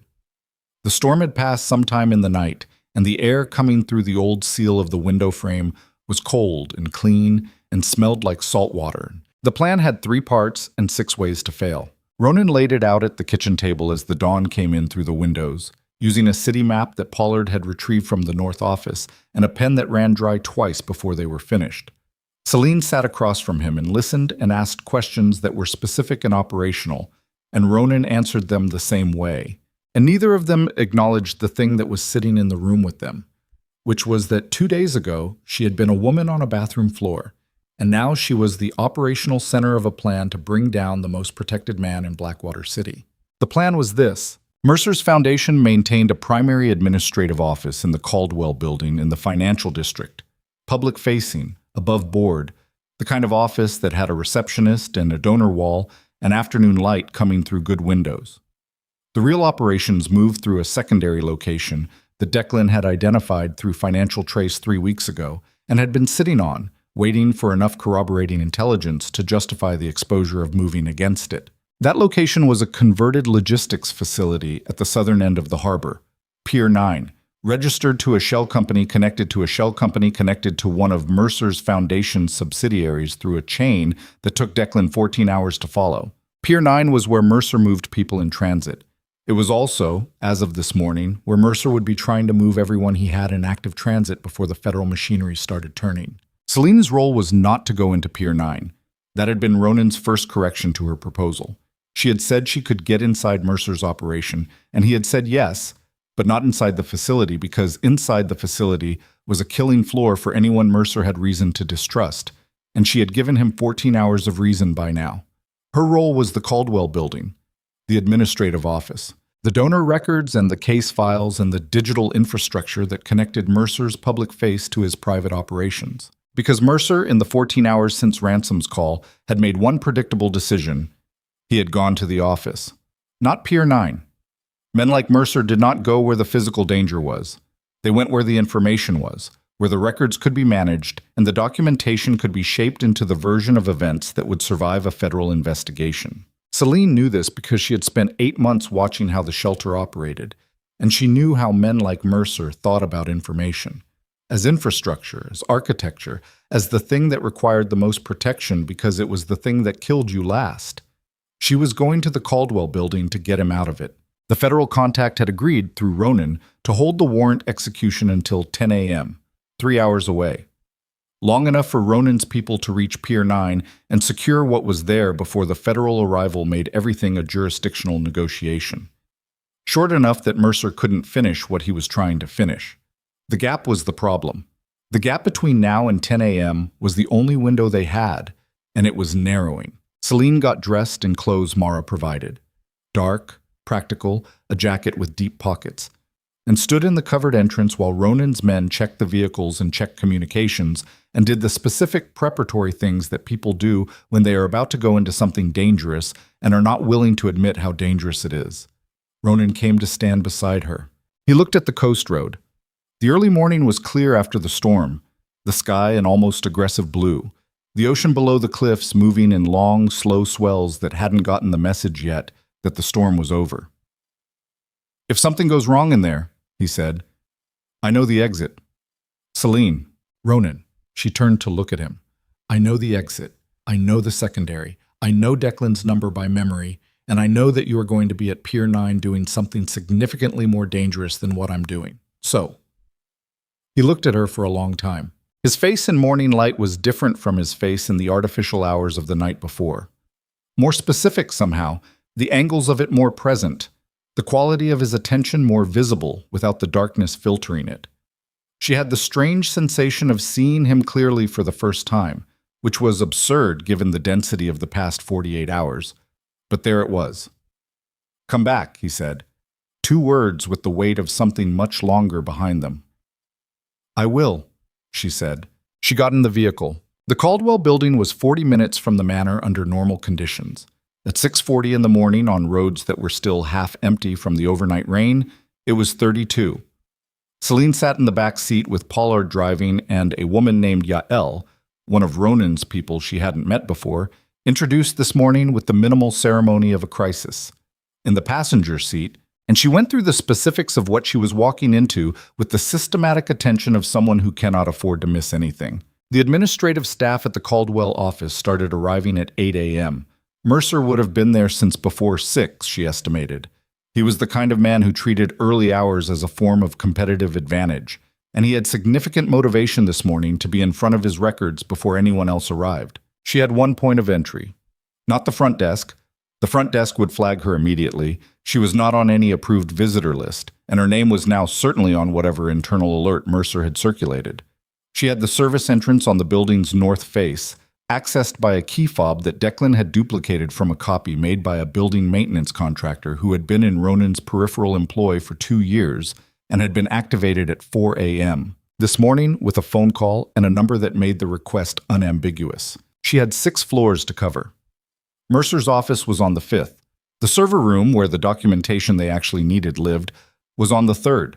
She did not have a weapon. She had considered asking for one and had decided against it, which was a decision she was now sitting in a car approaching the financial district, revisiting with some ambivalence. The Caldwell building materialized through the windshield, glass and steel, 40 years old, and maintained to a standard that communicated serious money without advertising it. The street in front of it was empty of anything unusual. 2 cars in the parking structure visible through the gate, a light on the 5th floor. "He's there," Yael said. "Yes," Selene said. Pollard stopped the vehicle half a block short. 12 minutes maximum inside, he said. "After 12, you're behind the timeline for the exit, and I can't guarantee—" "12," she said. She got out. The service entrance was exactly where Declan's building diagram said it would be, which was the first thing that went right. The key fob worked, which was the second. She was inside the building and in the stairwell within 40 seconds of leaving the vehicle, moving up through the building's service core with the specific attention of someone tracking sound and motion while simultaneously tracking time. Third floor, first, server room. The third floor was unoccupied at this hour. Administrative staff used it, and administrative staff weren't due for 90 minutes. The server room was behind a coded door that had a 6-digit access panel, and Declan had given her the code at 5 a.m. with the caveat that it was based on a pattern he'd identified in Mercer's other access codes and carried a 20% margin of uncertainty. She entered the code. The light went green. She breathed. Inside the server room, she did what Declan had walked her through at the kitchen table. The physical drive, third rack from the left, second unit from the top, manual extraction, the replacement dummy unit that looked identical and would buy 40 minutes before anyone ran a diagnostic. She had the real drive in her jacket pocket and the dummy unit in the rack in under 4 minutes. She left the server room. She took the stairs up. She was on the 5th floor landing with her hand on the door handle at 7:19 a.m. She had not planned to go to the 5th floor. The original plan put her in and out through the server room and back to the vehicle before Mercer knew she'd been in the building. That was the correct plan. That was the plan Ronan had approved and Declan had designed and Pollard had timed. She opened the door anyway, because in the 40 minutes in the vehicle and the 4 minutes in the server room, she had been running a parallel calculation, and the parallel calculation had arrived at a conclusion that the original plan didn't account for. The drive she'd taken contained the financial documentation. It contained the records of the network's operations and the money that ran them. It was evidence, and it was important. It was not the list, the active transit list. The specific documentation of who was currently being moved through Pier 9 and the 2 other locations Declan believed were operational was not on the server room drive. Declan had flagged it as a possibility. He hadn't confirmed it. That documentation would be on Mercer's personal terminal. Mercer's personal terminal was on the 5th floor. She went through the door. The 5th floor corridor was lit and empty. The carpet absorbed sound efficiently. She moved along it toward the light she'd seen from the street, the corner office at the south end, the light she'd known was him, and she was 15 feet from the office door when it opened.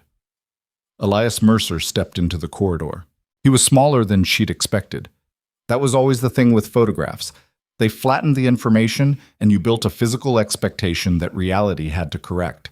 He was perhaps 5'10", trim in the way of a man who is disciplined about the body as a professional instrument, with the kind of unremarkable, pleasant face that could sit next to you at dinner and never generate a memory.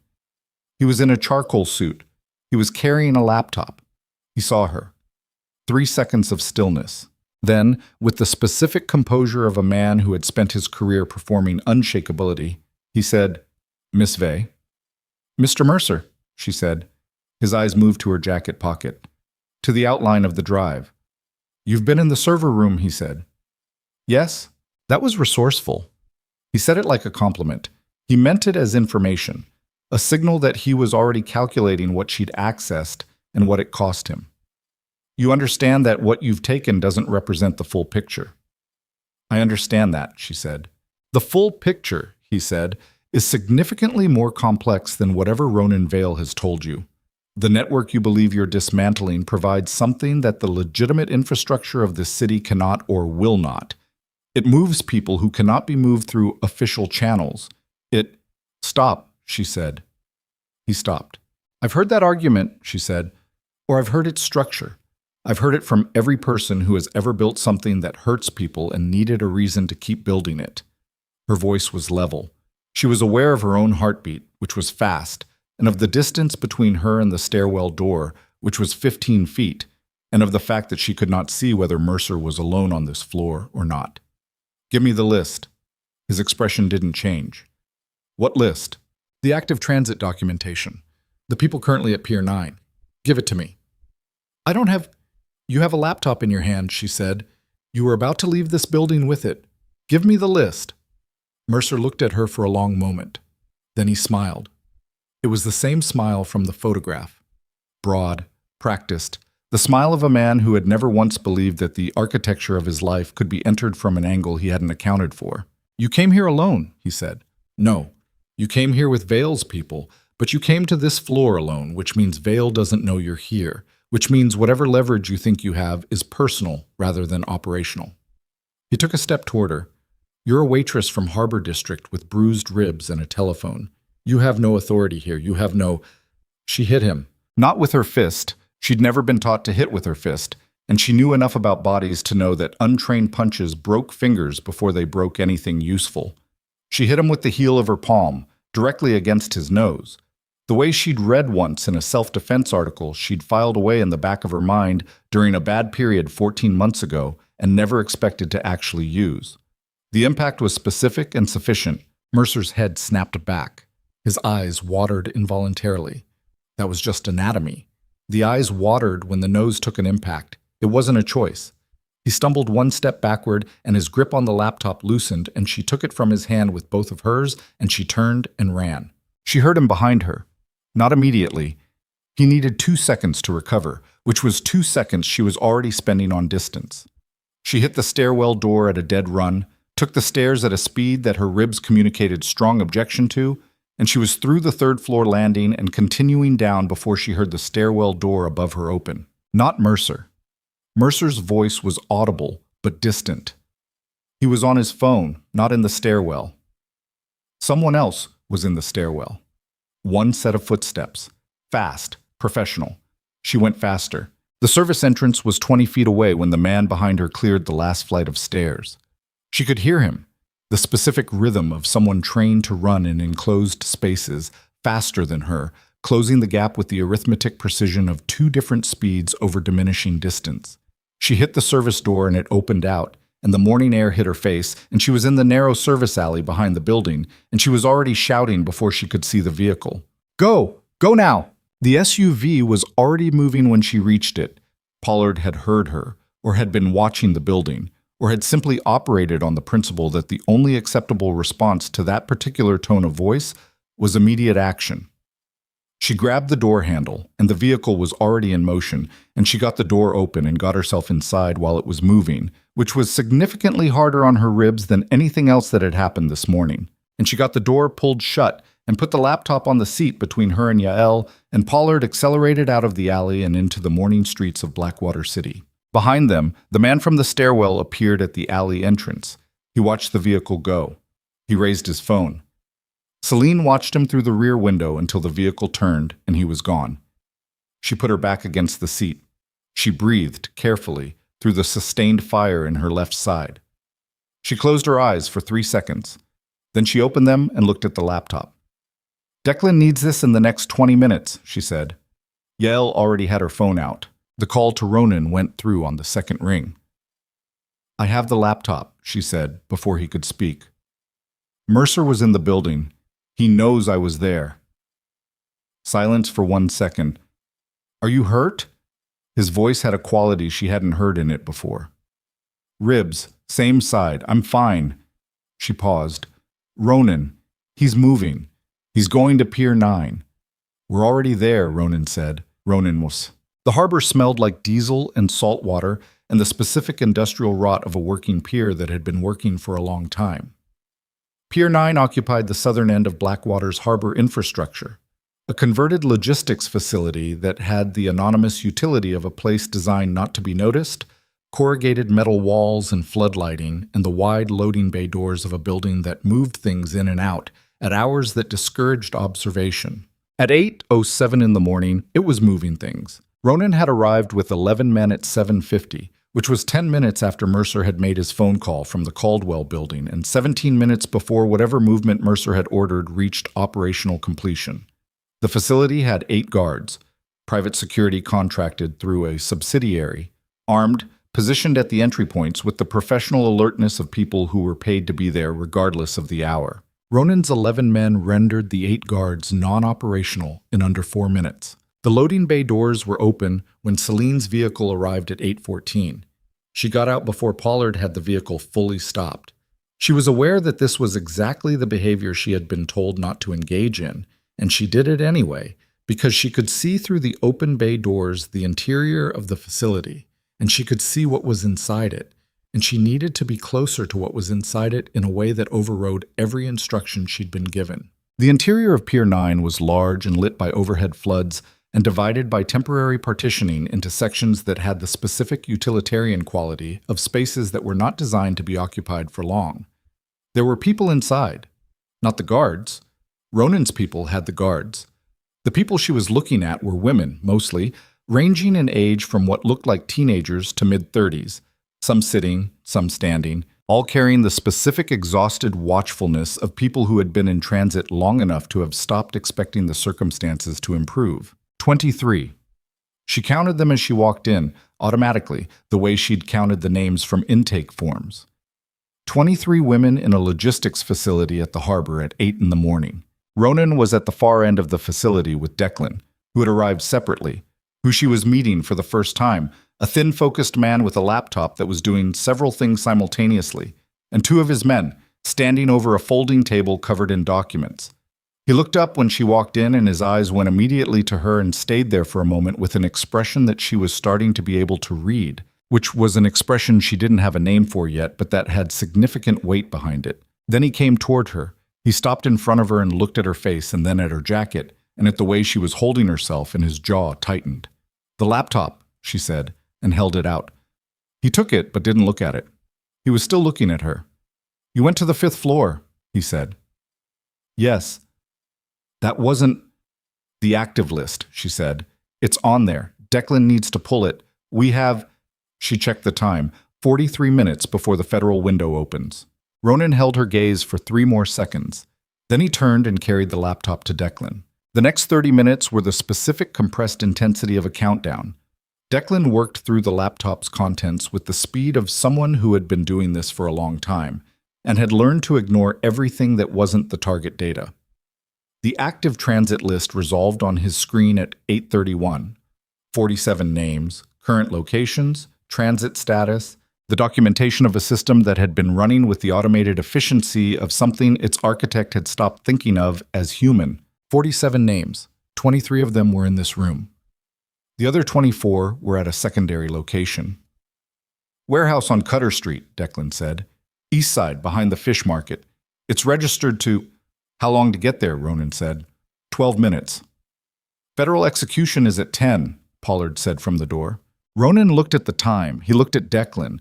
He looked at the 23 women in the partitioned space and at his men and at the specific geometry of the problem. 12 minutes to Cutter Street, 12 minutes back, federal execution at 10. And somewhere in the city, Elias Mercer was in a vehicle with a phone and the full understanding of exactly what was falling and exactly how fast. Mercer would be going to Cutter Street. Not to Pier 9. Pier 9 was burned. Mercer would know it was burned from the moment his guard communications went dark. But Cutter Street was still his, as far as he knew, because Cutter Street had been on Selene's laptop, and the laptop had come from her, and she had come from— "He knows about Cutter Street," Selene said. Everyone looked at her. "He knows I took the laptop," she said. "He knows what's on it. He's going to Cutter Street to move them before we can get there." The room absorbed that for 2 seconds. "How far ahead of us is he?" Ronan said. 20 minutes, Yael said from the door. "Maybe less." Ronan's face was doing the specific mathematics of a man calculating whether the numbers were survivable. She watched him do it. She watched him arrive at the answer. She watched what the answer cost him in the 2 seconds before he locked it down and turned to his men with the expression of a commanding officer who has made a decision and requires execution, not discussion. "Everyone who isn't holding position here moves to Cutter Street," he said. "Now." "Ronan?" Pollard started. "Now," Ronan said. 7 men moved. Selene moved with them. Ronan turned and looked at her. "Don't," she said. His jaw was tight. "You can't make me stay here," she said. "You know that, and you know why I'm not staying." He looked at her for a long time with the ocean audible through the corrugated walls and the harbor morning coming through the bay doors and 23 women in the partition space behind them who were alive because of the past 48 hours worth of decisions. "Stay behind me," he said. "Okay," she said. They went. Cutter Street was 12 minutes at speed through morning traffic, and they made it in 9. The warehouse behind the fish market was a low, wide structure that had the same anonymous utility as Pier 9, and as the vehicles came around the corner of the block, Selene could see immediately that the exterior was wrong. A door on the east face was open in a way that operational security would never permit. And there was a vehicle she didn't recognize parked at the south corner with its engine running. Mercer was already here. Ronan saw it at the same time she did. He didn't slow. He said one word to Pollard, and the vehicle accelerated, and the impact of what happened next compressed into the specific violent rearrangement of a situation that had been a race and had just become something else. They went through the warehouse's external gate at speed, the barrier giving way with the metallic complaint of something not built to resist that kind of force. And Ronan was out of the vehicle before it fully stopped with his weapon up and the morning light making everything very sharp and very clear. Inside the warehouse, through the wide service doors, Selene could see movement. Men. More than she'd counted on. More than Mercer's usual security profile suggested, which meant he'd made calls in the past hour, brought in additional assets, and the warehouse was not going to be a quick resolution. She heard it before she saw it. The specific sound of a situation going kinetic, the rapid multiple percussion of a firefight in an enclosed space, the way sound bounced off concrete walls until it was everywhere at once. Ronan's men went in through two entry points simultaneously with the coordination of people who had practiced this exact kind of movement, and the warehouse interior became chaos organized around competing vectors of purpose. Selene stayed by the vehicle for 4 seconds. Then she went in through the east door, the one that had been left open, the operational mistake that Mercer had made in his urgency. And she moved along the interior wall with the noise of the firefight on her left and ahead, and she was looking for one thing. The people. Not the men with weapons, the people who were being moved. She found them in the rear section of the warehouse, another partitioned area, this one with a loading dock and a truck backed up to it with its bay door open, and there were people already being loaded, and the man doing the loading turned when she came through the partition and raised his weapon, and she stopped. She was 6 feet from a gun.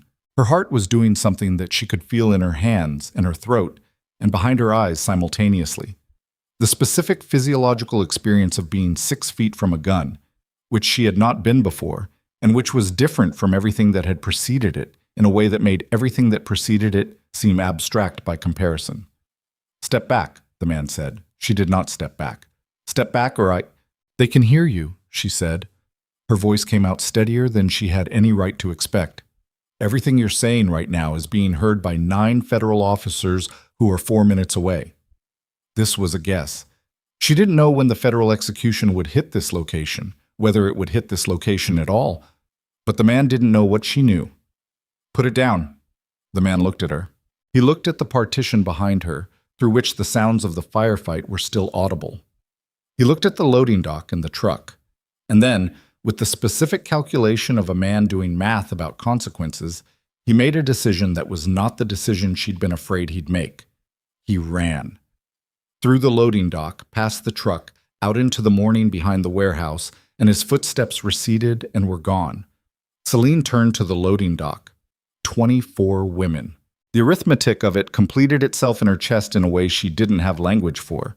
Behind her, the sounds of the firefight were changing, less dense, more deliberate, the specific acoustic shift of a confrontation resolving in one direction. She heard Ronan's voice, not words, just register, the command register, controlled and absolute.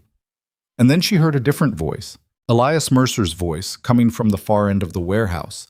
And it was not the measured philanthropist's voice from the corridor of the Caldwell building. It was the voice of a man who had run out of performance and was operating on what was underneath it, which was considerably less composed. She heard him say her name. She moved. She came through the main body of the warehouse to the far end where the voice was. And the scene she arrived at was this. Ronan, standing with 2 of his men, 10 feet from a position of cover behind a steel support column, and Elias Mercer, behind the column with a gun at the throat of the one person in the warehouse that he had correctly identified as the thing most likely to stop Ronan's advance. Mara Vale, who had come with Ronan's second vehicle, whom Selene had not known was there. who was now standing with Mercer's arm across her collarbone and a gun at her jaw and an expression on her face that was the expression of a woman who was furious and terrified in exactly equal measure and refusing to let either one be the thing that Mercer could use. Ronan's face was a wall, a perfect, absolute wall with nothing behind it that could be read, because the thing behind it, if it were visible, would be the most useful thing Mercer had in this moment, which was leverage. Selene stopped. Mercer saw her. "There she is," he said. His voice had found its steadiness again, the practiced cadence back in place over whatever was underneath it. "Come forward, please, Miss Vey." Slowly, she came forward. She stopped when she was 5 feet from Ronan, which put her between Ronan and Mercer, which was not strategic positioning on her part, but was where her feet took her. Mercer's eyes moved between her and Ronan with the quick assessment of a man who had built a career on reading rooms and was reading this one. "Here's what's going to happen," Mercer said. "Mr. Vale is going to put down his weapon and his people are going to step back. And I'm going to walk out of this warehouse with his sister, and when I'm clear, I'll release her. That's the arrangement." He paused. "The alternative is considerably less." "That's not the arrangement," Selene said. Mercer looked at her. "You're talking to me," she said, "not to him." She could hear Ronan behind her. She couldn't see his face, but she could feel the specific tension of a man who was holding himself back from action by the force of a calculation that was costing him everything. "Look at me." Mercer looked at her. "You built shelters," she said. "That's the thing I keep coming back to. You built the shelters first. You made them real staff, real services, women who genuinely got help there. You built something that worked, and then you used it." She took one step forward. "Why?" "Not the money. You had money. Not the power. You had that too. So why?" Mercer's arm across Mara's collarbone tightened slightly. "This isn't because you needed to believe it," she said. "You needed the shelters to be real so that you could keep being who you told yourself you were. The benefactor. The protector." She took another step. She was 3 feet from him now. "But they're real, Mercer. The women in the shelters, not the ones you moved, the ones you actually helped. They're real. And when this comes out, everything you built to make yourself look like something good gets pulled down with everything you built to do something terrible." Something moved in Mercer's face. "You lose everything either way," she said. "So let her go. Let her go and face what you've done without hiding behind someone who didn't choose this." Mercer looked at her. The warehouse was absolutely silent. Mara's eyes found Selene's over Mercer's arm, and in them was something that in a different moment might have been the beginning of a question, but right now was just present and steady and alive. And Selene held that gaze and didn't look away. Mercer's grip shifted, and in the half-second of that shift, the loosening, the slight angle change of an arm that had made a decision even if the mind behind it hadn't caught up, Mara moved. She moved the way someone moves who has been waiting with their whole body for exactly that half-second, dropping her weight suddenly, twisting out and down, pulling free of the grip that had already begun to loosen, and she was clear and moving sideways before Mercer's arm came back up. The gun came up. Not toward Mara, toward Selene. And Ronan, who had been holding himself back by the force of a calculation that had just resolved, moved. One shot. The sound of it inside the concrete warehouse was enormous and immediate, and then the echo of it, and then silence. Mercer's gun hit the warehouse floor. Mercer followed it, going down with the specific involuntary quality of a body receiving information it can't override. And he was down and the gun was away from him. And Ronan's men were moving, and Mara was on her feet against the far wall with her hand pressed to her own jaw, checking her teeth from pure reflex.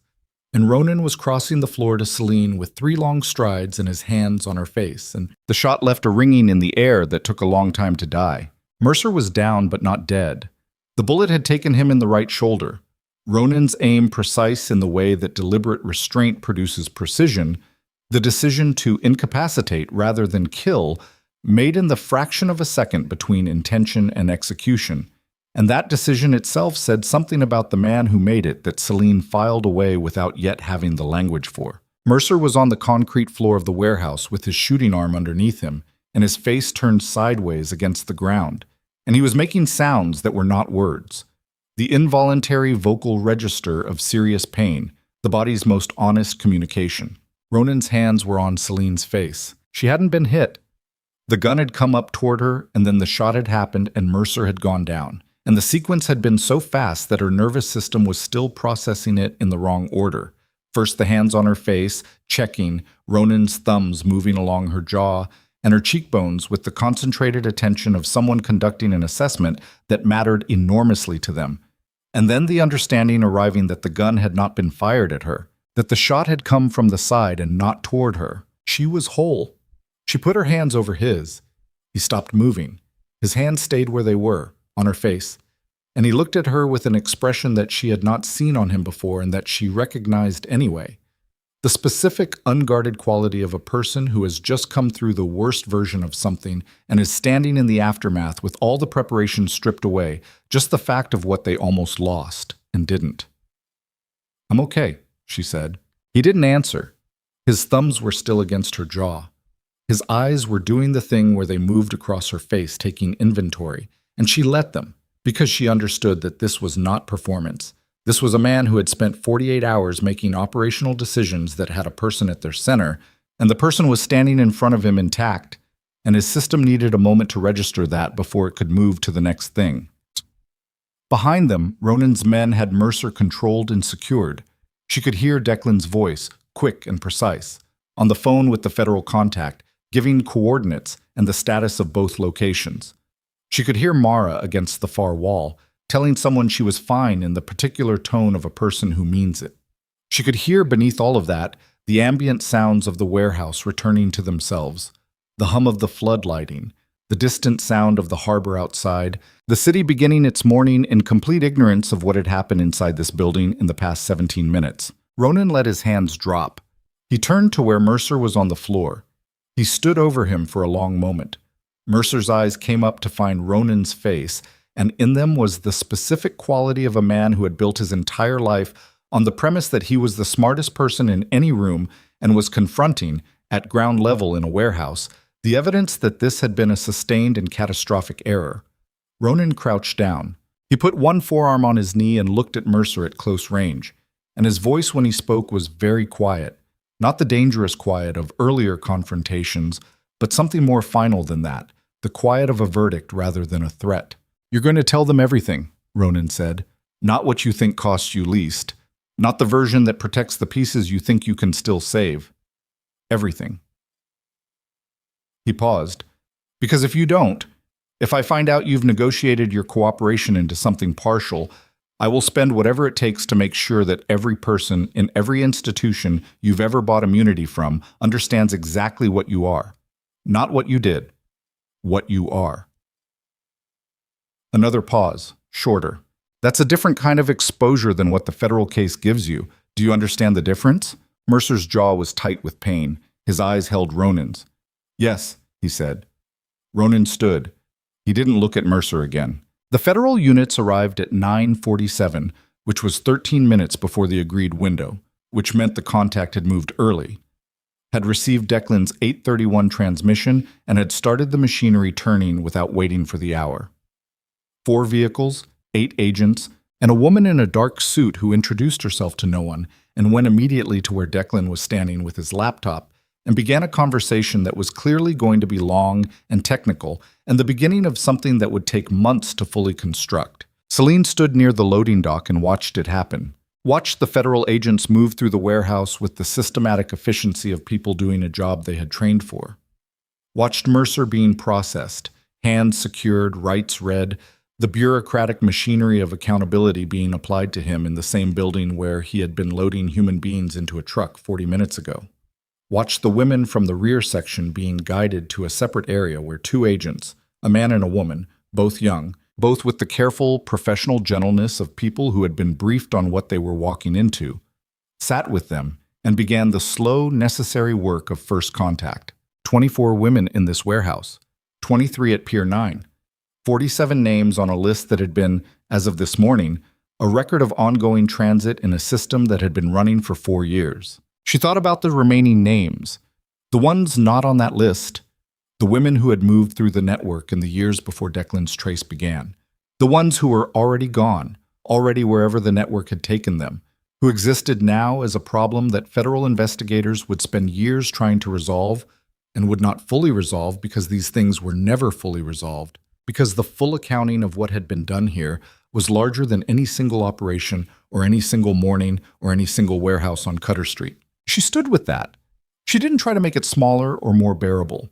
She let it be its actual size. Ronan came to stand beside her. They stood together watching the warehouse without speaking, and after a while he said, "Declan is transmitting the full documentation to the federal case file. The drive you took from the server room fills in the financial architecture. Combined with Ransom's testimony," he paused, "which Ransom is going to provide fully, because Ransom is a man who values continuity of his own existence over everything else. The case is complete." "Mercer's lawyers will take it apart," she said. "They'll try. They won't succeed. The financial trace alone takes 3 years to contest, and by then, 8 additional investigations will have generated their own documentation." He paused. "He's done." Selene nodded. She didn't feel the satisfaction she'd expected to feel. She'd anticipated something, a release, a lightening, the specific relief of a weight set down. What she felt instead was something more complicated and more honest, a recognition that the thing that had been done here mattered, that it was real and necessary, and had cost what it cost, and that it was nevertheless insufficient against the full scope of the damage that had already been done, and that both of those things were simultaneously true and would remain true without canceling each other out. "The shelter on Margrave Street," she said. "The Foundation's assets are frozen as of an hour ago. The shelters will go into a transitional administrative structure under federal oversight while the investigation proceeds. The ones that were genuinely operational, the real services, will continue. New management." "The staff didn't know," she said. "No, we've been clear about that with the federal contact. The staff are not implicated." She thought about the coordinator at Margrave Street, a woman in her 50s named Paulette, who had made bad coffee every Saturday morning and had genuinely, unmistakably cared about the work, who had no idea what the intake forms she'd filed were being used for, who would spend a long time living with the knowledge that she'd been part of a machine she hadn't been able to see. That was its own kind of damage, the kind that didn't make the federal case. "Come on," Ronan said. "Where?" "Away from here." He looked at her. "The federal team will be here until late tonight. Declan can manage the handover. There is nothing else you need to do in this building." She looked at the warehouse, at the floodlighting and the concrete floor and the truck with its bay door still open at the loading dock, sitting there with the patient, inanimate indifference of a vehicle that had been used for terrible things and would now be processed as evidence and would tell its story in inventory sheets and forensic photographs. "Okay," she said. They left. The drive back was not to Vale Manor. She understood why without asking. The manor was still a crime scene in the practical sense, the East Wing compromised, the building full of people assessing the structural damage and managing the aftermath of the previous night's events. Ronan had made arrangements, which was the kind of sentence that meant something specific when applied to Ronan. A building in the northern residential district, privately owned, the kind of address that didn't appear in searchable records and was staffed by people who understood the requirements of discretion without being told what those requirements were in any given situation. Mara came with them. She sat in the front seat and didn't speak for the first 15 minutes of the drive. And then she said without turning around, "The shoulder is going to need imaging." Selene blinked. "My shoulder." "You were thrown into a stone wall last night," Mara said, with the flat clinical affect of someone who had been in enough proximity to injury to have internalized its implications. "And you've been using the arm normally since then, which means if there's a fracture, it's incomplete, but it's still a fracture, and it needs imaging." Selene became aware that her left shoulder had been producing a dull, consistent complaint for several hours that she had been filing under the general category of existing damage and not specifically addressing. "All right," she said. "Not a question," Mara said. The building in the northern district had a doctor. This was presented not as a remarkable fact, but as a logistical detail. A man named Horace, who arrived 40 minutes after they did, and who conducted his assessments with the professional economy of someone who had been doing this kind of work in this kind of context for a long time and had reached a settled accommodation with the unusual circumstances it regularly presented. The shoulder was not fractured. 2 ribs were cracked. which was an upgrade from the bruised assessment she'd been operating on and which explained the specific quality of the pain when she breathed deeply. The lip had healed enough not to require anything beyond what it had already received. The jaw bruise was proceeding through its natural timeline. Horace wrote things down, gave her medication she accepted without asking what it was because she trusted the context, and left. Selene sat on the edge of a bed in a room that was clean and quiet and adequately warm, and she looked at the wall for a while. There was a knock at the door. "Come in," she said. Mara came in with 2 mugs and sat in the chair across from the bed with the ease of someone who had decided to be somewhere and was not going to make a production of it. She handed one of the mugs across. "Chamomile." Selene looked at it. "He keeps it here too," Mara said, answering the look. "He added it to the list at this address after the first night at the manor. I checked." Selene wrapped her hands around the mug. The warmth of it moved through her palms and her fingers, and she sat with that for a moment and thought about the fact that somewhere in the operational framework of a man who ran a criminal empire across Blackwater City, in the specific details of what he maintained at his safe houses, was a notation about chamomile tea that had been put there 2 days ago in case she needed it. "Mara," she said. "Don't thank me," Mara said. "I don't do well with thanks. I know that sounds strange, but it's just true." "I wasn't going to thank you," Selene said. "I was going to ask you something." Mara looked at her. "At the warehouse," Selene said. "When I came through the partition and when Mercer had you looked at me and you weren't afraid." "I was afraid," Mara said. "You looked at me like you weren't." Mara turned the mug in her hands. "I looked at you like I trusted you," she said. "That's not the same thing as not being afraid. That's just being afraid and doing the thing anyway because there's someone there to do it with." She paused. "You've been doing that since the bathroom floor." Selene absorbed that. "How long did you know?" she asked. "About Ransom." Mara was quiet for a moment. "I didn't know," she said. "I suspected, for about a year.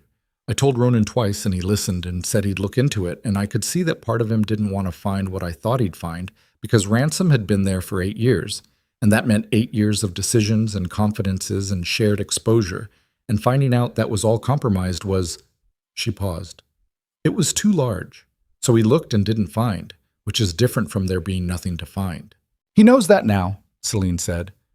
"Yes," Mara said. "He does." She said it without satisfaction, without the particular vindication that might have been understandable, given that she'd been right.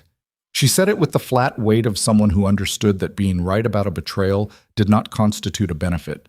They sat together in the quiet room and drank their tea, and the morning moved through its later hours outside the windows, and Blackwater City went about its business in complete ignorance of the fact that the structure that had been running beneath it for 4 years had, in the space of one night and one morning, been dismantled to its foundations. Ronan came to find her at 2 in the afternoon. She had slept, not planned sleep, the involuntary kind, the body simply executing a system shutdown that overrode her awareness somewhere between one thought and the next. She woke up still dressed with the mug on the bedside table in the room in the quiet light of a cloudy afternoon, and she lay still for a moment, taking stock of herself the way she'd learned to in the past 2 days. The specific inventory of damage and status, the realistic assessment of what the body had to report. The cracked ribs were present. The shoulder ached. The lip was healing. She was, she assessed, intact. She got up and found water and the medication Horace had left and stood at the window of the room looking at the northern district below. A quieter part of the city than Harbor District, wider streets, buildings that had been maintained rather than merely not demolished. The particular quality of a neighborhood that money had not gentrified but had also not abandoned. She was standing there when Ronan knocked. He came in when she answered and stood in the doorway for a moment looking at her with the assessment she'd gotten used to, the quick inventory of her current state before coming fully into the room. He looked like a man who had been through a long, continuous operation and had handled the closing of it. Not relaxed, not depleted, but settled in the specific way of someone who has completed the work and is now existing in the hours immediately after, when the adrenaline has metabolized and the accounting is beginning. He sat in the chair. She sat on the edge of the bed. "Ransom," she said. "Cooperating fully," he said. "As projected, he's been talking to the federal team for 4 hours. The information he's providing adds significantly to the case against Mercer's network." He paused. It also has implications for 3 of my own operations that he was aware of. Implications you can manage? Yes. The exposure is containable. It'll require restructuring. His voice was level, but she could hear in it the specific weight of a man processing damage to something he'd built over a long time. It's manageable. I'm sorry, she said. He looked at her. About ransom, she said, about 8 years. He was quiet for a moment. He made the choice he made, Ronan said. The damage is real, but the part that... He stopped, looked at his hands. The part that is harder to resolve than the operational damage is the retrospective revision. You go back through 8 years of decisions, and you try to identify which of them he influenced and in which direction. And it's... He paused again. It's a very long list. And you won't finish going through it today, she said. No. Or this week. No. Then stop trying to finish it today, she said. He looked at her. Something in his expression moved. Not the adjustment she'd seen before, the professional recalibration. Something more personal than that. The slight change in a person's face when someone has said the obvious thing that they needed to hear said. Declan, she said, do you trust him? Yes, Ronan said. Completely. The distinction Mara drew last night about people who are loyal because they believe in what I do versus people who are loyal to what I can do for them. Declan is the first kind. Has been since the beginning. It's why I called him last night instead of ransom. Good, she said. They sat in the quiet room with the afternoon outside and the city below, and all the accumulated events of the past 72 hours arranged around them in the specific way that events arranged themselves when the action was over and the consequences were beginning their longer arc. What happens now, she said, to the women at the warehouse, at Pier 9? The federal team is coordinating with social services. The women who have family or contacts in the city will be reunited through official channels. The ones who came from outside the city... He paused. That's a longer process. Some of them have been in transit long enough that their original situations no longer exist to return to. The investigation will open additional cases. International coordination, if the network extended as far as Ransom's information suggests it might. It does, she said. Corbin mentioned cities. Not by name, but he talked about transportation, about timelines measured in weeks. It wasn't just Blackwater. No, Ronan said. The federal team knows that. They're treating this as the local face of a larger architecture. She thought about that. The full scale of it, extending beyond Blackwater City, beyond Elias Mercer's donor dinners and ribbon-cutting ceremonies, and the geographic limits of Ronan Vale's empire. She thought about the woman in charge of the federal operation, the one in the dark suit who had gone immediately to Declan and begun the long technical conversation. And she thought that woman had the look of someone who understood the full dimensions of what she was walking into and was neither surprised by them nor diminished by them. That was something. That wasn't everything, but it was something. Corbin, she said. Ronan looked at her. What happens to Corbin? She said. He's been transferred to federal custody. His cooperation with my people's initial questioning will be noted in his case file. What the federal system does with him from there, he paused. He was a recruiter for 3 years. He will face charges commensurate with that. She absorbed that. She thought about Corbin, not the worst version of him, the one she'd last seen standing in the apartment with a drink in his hand while Ronan's men filled the room, but the earlier version, the one from before the 14 months had fully accumulated. The version she had initially trusted. She thought about what it meant that that version had been real enough to trust. Not performed, not a costume over something else, but genuinely present, and that it had nevertheless coexisted with everything else he'd been doing. People contained more than you knew. That was the thing. They contained more than you could see, and sometimes what they contained was terrible, and sometimes the terrible things were not what you would have predicted from the outside. And sometimes the people who contained terrible things were also capable of the ordinary human warmth that made them seem like someone you could trust. She had trusted wrong. For 14 months, she had trusted wrong. She had also, on the night that it mattered, called the right number. Both of those things were true. She was going to have to live with both of them, the error and the correction, and work out over time what they meant about her judgment and her worth and the version of herself that came next. Selene, Ronan said. She looked at him. What you did this morning is, he said, the server room, the 5th floor, the warehouse. He stopped, looked at his hands again, and then back at her. You were not trained for any of that. You had no operational background, no preparation beyond the briefing we did at 4 in the morning. You went into a building where a man who had been trying to have you removed from the equation for 2 days was present, and you improvised, and you got out with the information that closed the case. He paused. And in the warehouse, you stood in front of a gun. You told me to stay behind you, she said.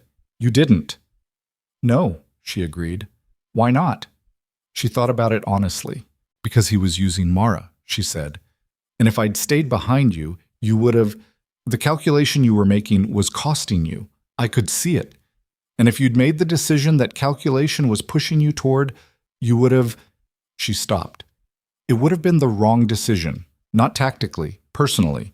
And you would have known it was wrong, and you would have done it anyway because the alternative was worse, and then you would have carried it. Equal? Teen. She looked at him. I didn't want you to carry it. The room was very quiet. Ronan looked at her for a long time. That is a very specific thing to understand about a person, he said, after 72 hours. I've been watching you the whole time, she said simply. Something shifted in his face. Slow, the kind of shift that happened in the muscles under the skin before it reached the surface. The change of a man who was letting something in rather than managing it. I need to tell you something, he said. Okay. I knew who you were before you called, he said. Not just from Mara. I'd had a peripheral awareness of your situation for about 3 months. Harbor District is in my operational territory, and Corbin Slate's connection to the network, the early indicators, had generated a file. Your name appeared in that file. She was still. I didn't act on it, he said. The file was preliminary. The connection was not confirmed, and He stopped. And the nature of your situation with Slate was visible in the file, and I didn't act on it. I told myself it was because the operational picture wasn't complete. But, she said. But I knew, he said. On some level, I knew the shape of what was happening to you, and I didn't... His jaw tightened. I prioritized the operational picture over what was in front of me. The afternoon light in the room was the flat gray of a cloudy day, even and unsparing, and in it Ronan Vale sat in a chair across from her and held her gaze and said the thing that was honest and was not easy to say. She sat with it. She thought about 3 months. She thought about what 3 months meant measured in the unit of currency she'd been using, the specific denomination of nights, of locked bathrooms, of the mathematics of staying. 3 months was a long time in that currency. Why are you telling me this? She said. Because you deserve to know it, he said. And because if I don't tell you, it will exist as a thing between us that I know and you don't, and I don't. He stopped again. I don't want to start from a place where I'm managing what you know. She looked at him. The anger was present. She could feel it, clear and real, not the hot, disorganized anger of the moment, but the cooler, more considered kind that arrived once you had enough distance to understand the full shape of something. 3 months. He had known and had filed it under operational priority and had not acted, and that was real, and it had a real cost. She held the anger and looked at it honestly. And she also held the other thing, the man in front of her, who had come at 2 in the morning, who had put his coat on her shoulders without a word, who had kept chamomile tea at his safe houses, who had crouched over Mercer in the warehouse and told him to give the full accounting and meant it, who was sitting here now, telling her the truth that made him look worse because he had decided that she deserved the truth more than he deserved to be looked at without it. Both of those things were true simultaneously. I know, she said finally. He blinked. I know you knew, she said. Or I suspected it toward the end. The way Declan pulled Corbin's file too fast. The way you connected the trafficking network to my situation too quickly for it to have been assembled from scratch the night I called. She paused. I didn't know how much you knew, but I knew you knew something. Ronan was very still. And, he said. She looked at him. And you came anyway, she said. At 2 in the morning, you got in a car and you came, and then you kept coming. She paused. People make the wrong decision, and then they make the right one. That's that's how it works. That's how it works for everyone. She looked at her mug. I made wrong decisions for 14 months. You made one for 3.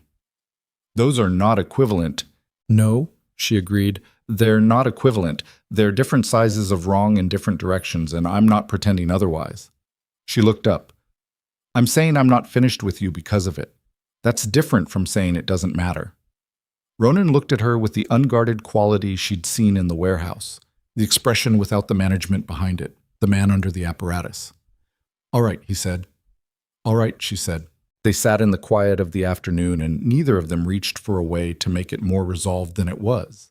Because it was not more resolved than it was, and forcing resolution onto something that needed time was its own kind of dishonesty, and they had both decided, apparently without discussing it, that honesty was the governing principle of whatever this was. The weeks that followed had their own texture. The federal investigation moved the way large institutional machinery moved, with power and momentum and a pace that was determined by its own internal requirements rather than by the urgency of the people who had generated its starting material. Selene gave a formal deposition that lasted 6 hours across 2 sessions, and the federal attorneys who conducted it were professional and thorough and treated her with the careful consideration of people who understood what they were asking her to revisit. She gave them everything: names, dates, case numbers, the specific details of intake conversations she'd been carrying in her memory for months, without knowing what they were worth. Elias Mercer was charged on 43 counts. His lawyers were exactly as capable as Ronan had predicted. The case was exactly as solid as Ronan had predicted. The lawyer's capability ran headlong into the solidity, and the result was a negotiation that produced a plea agreement after 11 weeks, which Selene heard about from Ronan the evening it was finalized, sitting across from him at the kitchen table of the Northern District building, which had become, over the weeks, a place she moved through with the ease of familiarity. Life, Ronan said, with the possibility of parole structured in a way that makes actual parole unlikely before his mid-80s. Selene looked at her coffee. The women from the warehouse, she said, the ones who were traced. 19 of the 24 have been connected with support services. 3 are in processes of family reunification that are still ongoing. 2, he paused. 2 are cases where the investigation was not able to determine their current location. Those remain open. 2 names on a list that had 47 on it. 2 that the machinery hadn't reached. She sat with that number and understood that it would stay with her, not as a failure that diminished what had been accomplished, but as a fact that the accomplishment did not erase. Those 2 women existed. Their names were on a list in a federal case file. Someone was still looking. That was what could be done, and she was going to have to find a way to live alongside the gap between what could be done and what needed to be done, because that gap was permanent and collapsing under its weight didn't help anyone. Ransom, she said. 7 years, Ronan said. He bargained down from 15 with cooperation. The federal team considers his information foundational to the international dimension of the case. He looked at his coffee. He'll serve 4, realistically, with conduct. How do you feel about that? Ronan was quiet for a moment. I feel, he said carefully, that the federal system has made a calculation about the value of his information against the duration of his accountability, and that calculation is not mine to make. He paused. I feel that 8 years is a long time to trust something that was not what it appeared, and that I don't have a complete accounting yet of what that cost in ways I haven't measured. Another pause. I feel those things simultaneously and without resolution. That's honest, she said. Yes, he said. You can do that, she said. Hold things that don't resolve.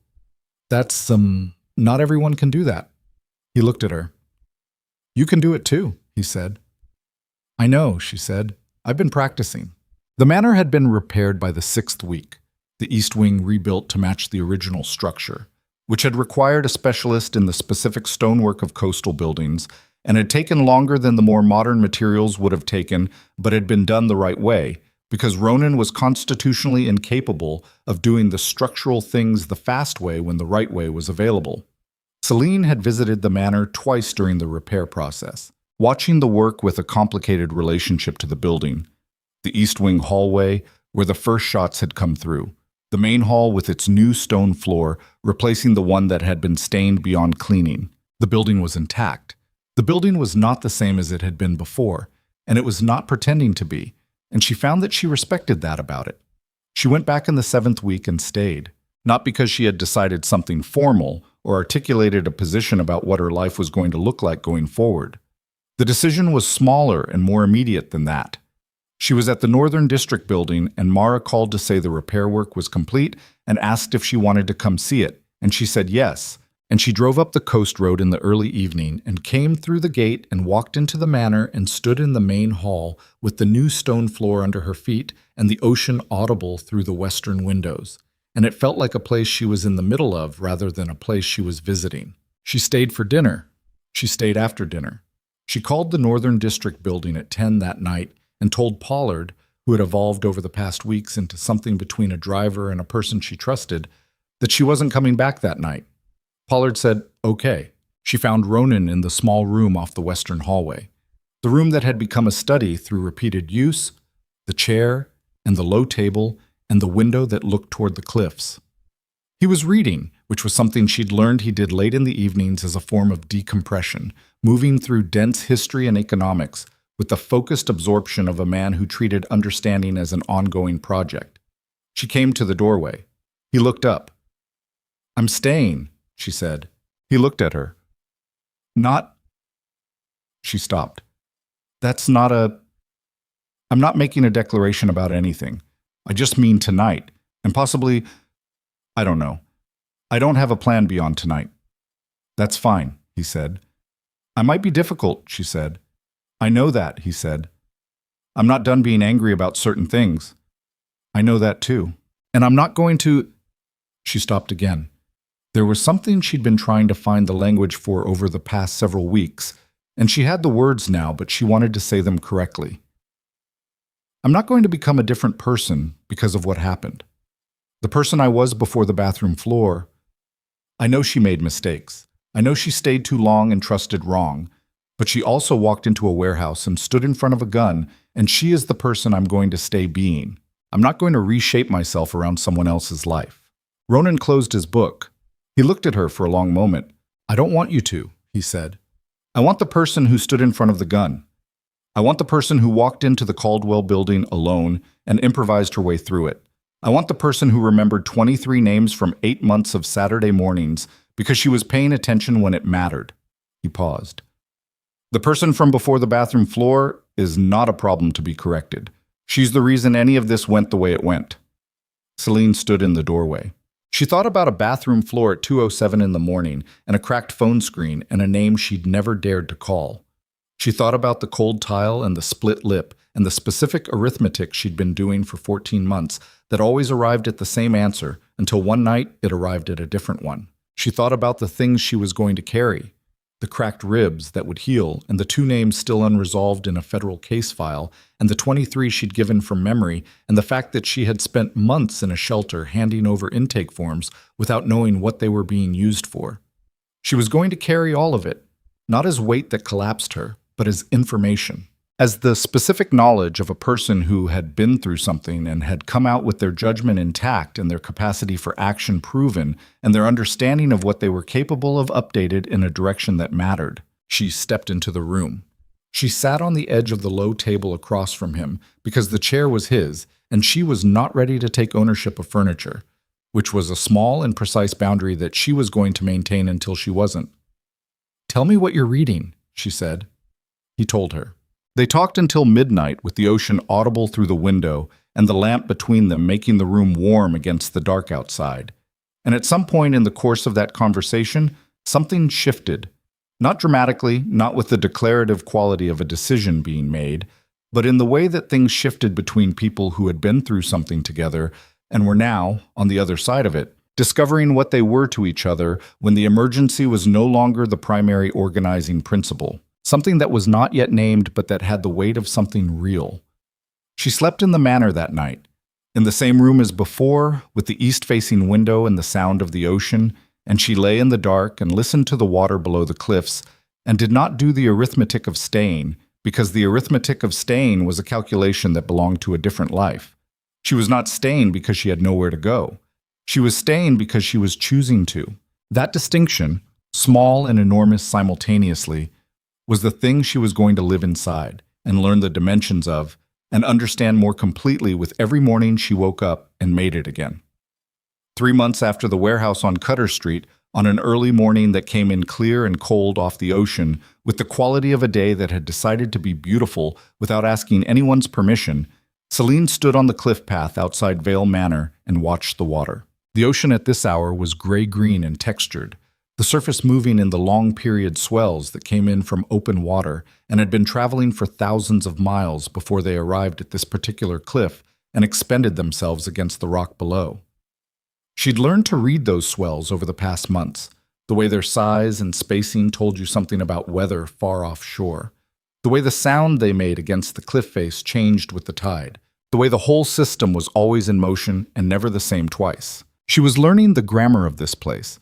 That was how it felt, like acquiring a language, slowly and in pieces, understanding more of it with each week until one day you registered that you were thinking in it without translation. She heard him on the path behind her before she saw him. The specific weight of his footstep, the pace she'd learned as precisely as she'd learned the sound of the ocean. He'd come up the same path and stopped a few feet behind her the way he always did, maintaining the distance that she'd never asked for, but that he'd understood she needed. The distance that said, "I'm here without saying you must acknowledge me." She turned. He was in the charcoal coat, the one he'd put on her shoulders in the rain outside the Carmody Arms, which had been cleaned and returned without ceremony, and which she'd come to think of as a marker, a before and after she could hold in her hands. He was looking at the water the way he often looked at the water from this cliff, with the long-practiced attention of someone who had been looking at this specific view for most of their life. "Morning," she said. "Morning," he said. They stood together on the path looking at the ocean and said nothing for a while because they had learned over these months the specific value of shared silence, the kind that was not the silence of two people who had nothing to say, but the silence of two people who didn't need to fill every space with language to feel the other person's presence. "Declan called," he said eventually. "And? The international case has its first conviction. One of the regional network operators in the Eastern European distribution chain. He pleaded out." A pause. "It's the first of what will be a long line. The case is moving." She nodded. "Also," he said, "the shelter on Margrave Street reopened this week. New management, federal oversight, full staff. Paulette is staying on." Selene looked at the water. Paulette, who had made bad coffee every Saturday morning and had genuinely, unmistakably, cared. Staying on. "Good," she said. "Declan also wanted me to tell you, one of the 2 open cases from the warehouse, there's been movement, not resolved yet, but movement. A location has been identified." She closed her eyes. Just for a moment. 2 names on a list, and one of them had edges now that weren't there before. One of them had the beginning of something like a path toward resolution. It wasn't resolved. It was the beginning of movement toward resolution, which was a different and smaller thing, but it was real. She opened her eyes. The water was still moving in its long-period swells, still arriving from wherever it had been traveling from, still expending itself against the cliff below with the sustained patient force of something that had been doing this for longer than any of the human things on top of it. "What are you thinking?" Ronan said. She thought about it honestly before she answered, which was something she'd been practicing, the honest answer rather than the convenient one. "I'm thinking about a phone call," she said. "About what it costs to make one, about how long it took me to make it, and what the months before it cost me, and what would have happened if I'd waited longer." She paused. "And I'm thinking that the phone call was not an ending. The phone call was the thing that made everything else possible, but it wasn't the point. The point was everything that came after it, everything I did after it." She paused again. "I did those things, not because of you, with you, which is different, because I was capable of them." She heard him take a breath. "Yes," he said, "you were." She looked at him. He was looking at her with the unguarded expression she knew now, had learned to read it over months of watching him move between the managed and the actual. And in it was all the things they hadn't named yet, and had decided they didn't need to name to know were real. "I called you from a bathroom floor," she said. "I know," he said, "and you came." "Yes, that's what I knew you'd do," she said. "That night, standing in that bathroom. I didn't know why I was calling you instead of anyone else, but I knew you'd come. Some part of me knew. Ronan looked at her. How? He said. She thought about it. Because you gave me your number 2 years before I needed it, she said. And men who want something from you don't give you an exit. They close the exits. She paused. You gave me a door. The wind off the ocean moved through the cliff path with the cold, clean insistence of early morning, and the swells continued their long-period arrival against the rock below, and somewhere in Blackwater City the machinery of consequence continued its slow, imperfect, necessary work. Ronan reached out, not to take her hand, to offer his. The distinction between those two actions carrying all the weight of everything they'd both learned about the difference between taking and giving, between entering someone's space and making space available. She looked at his hand. She took it. They stood on the cliff in the clear, cold morning, with the ocean below them and the city invisible behind them, and the whole complicated, unresolved, continuing fact of their lives arranged around them without resolution, without the false comfort of a tidy ending, without anything except the specific and sufficient truth of two people who had come through something together and were standing on the other side of it, still here, still choosing, still moving forward into whatever came next.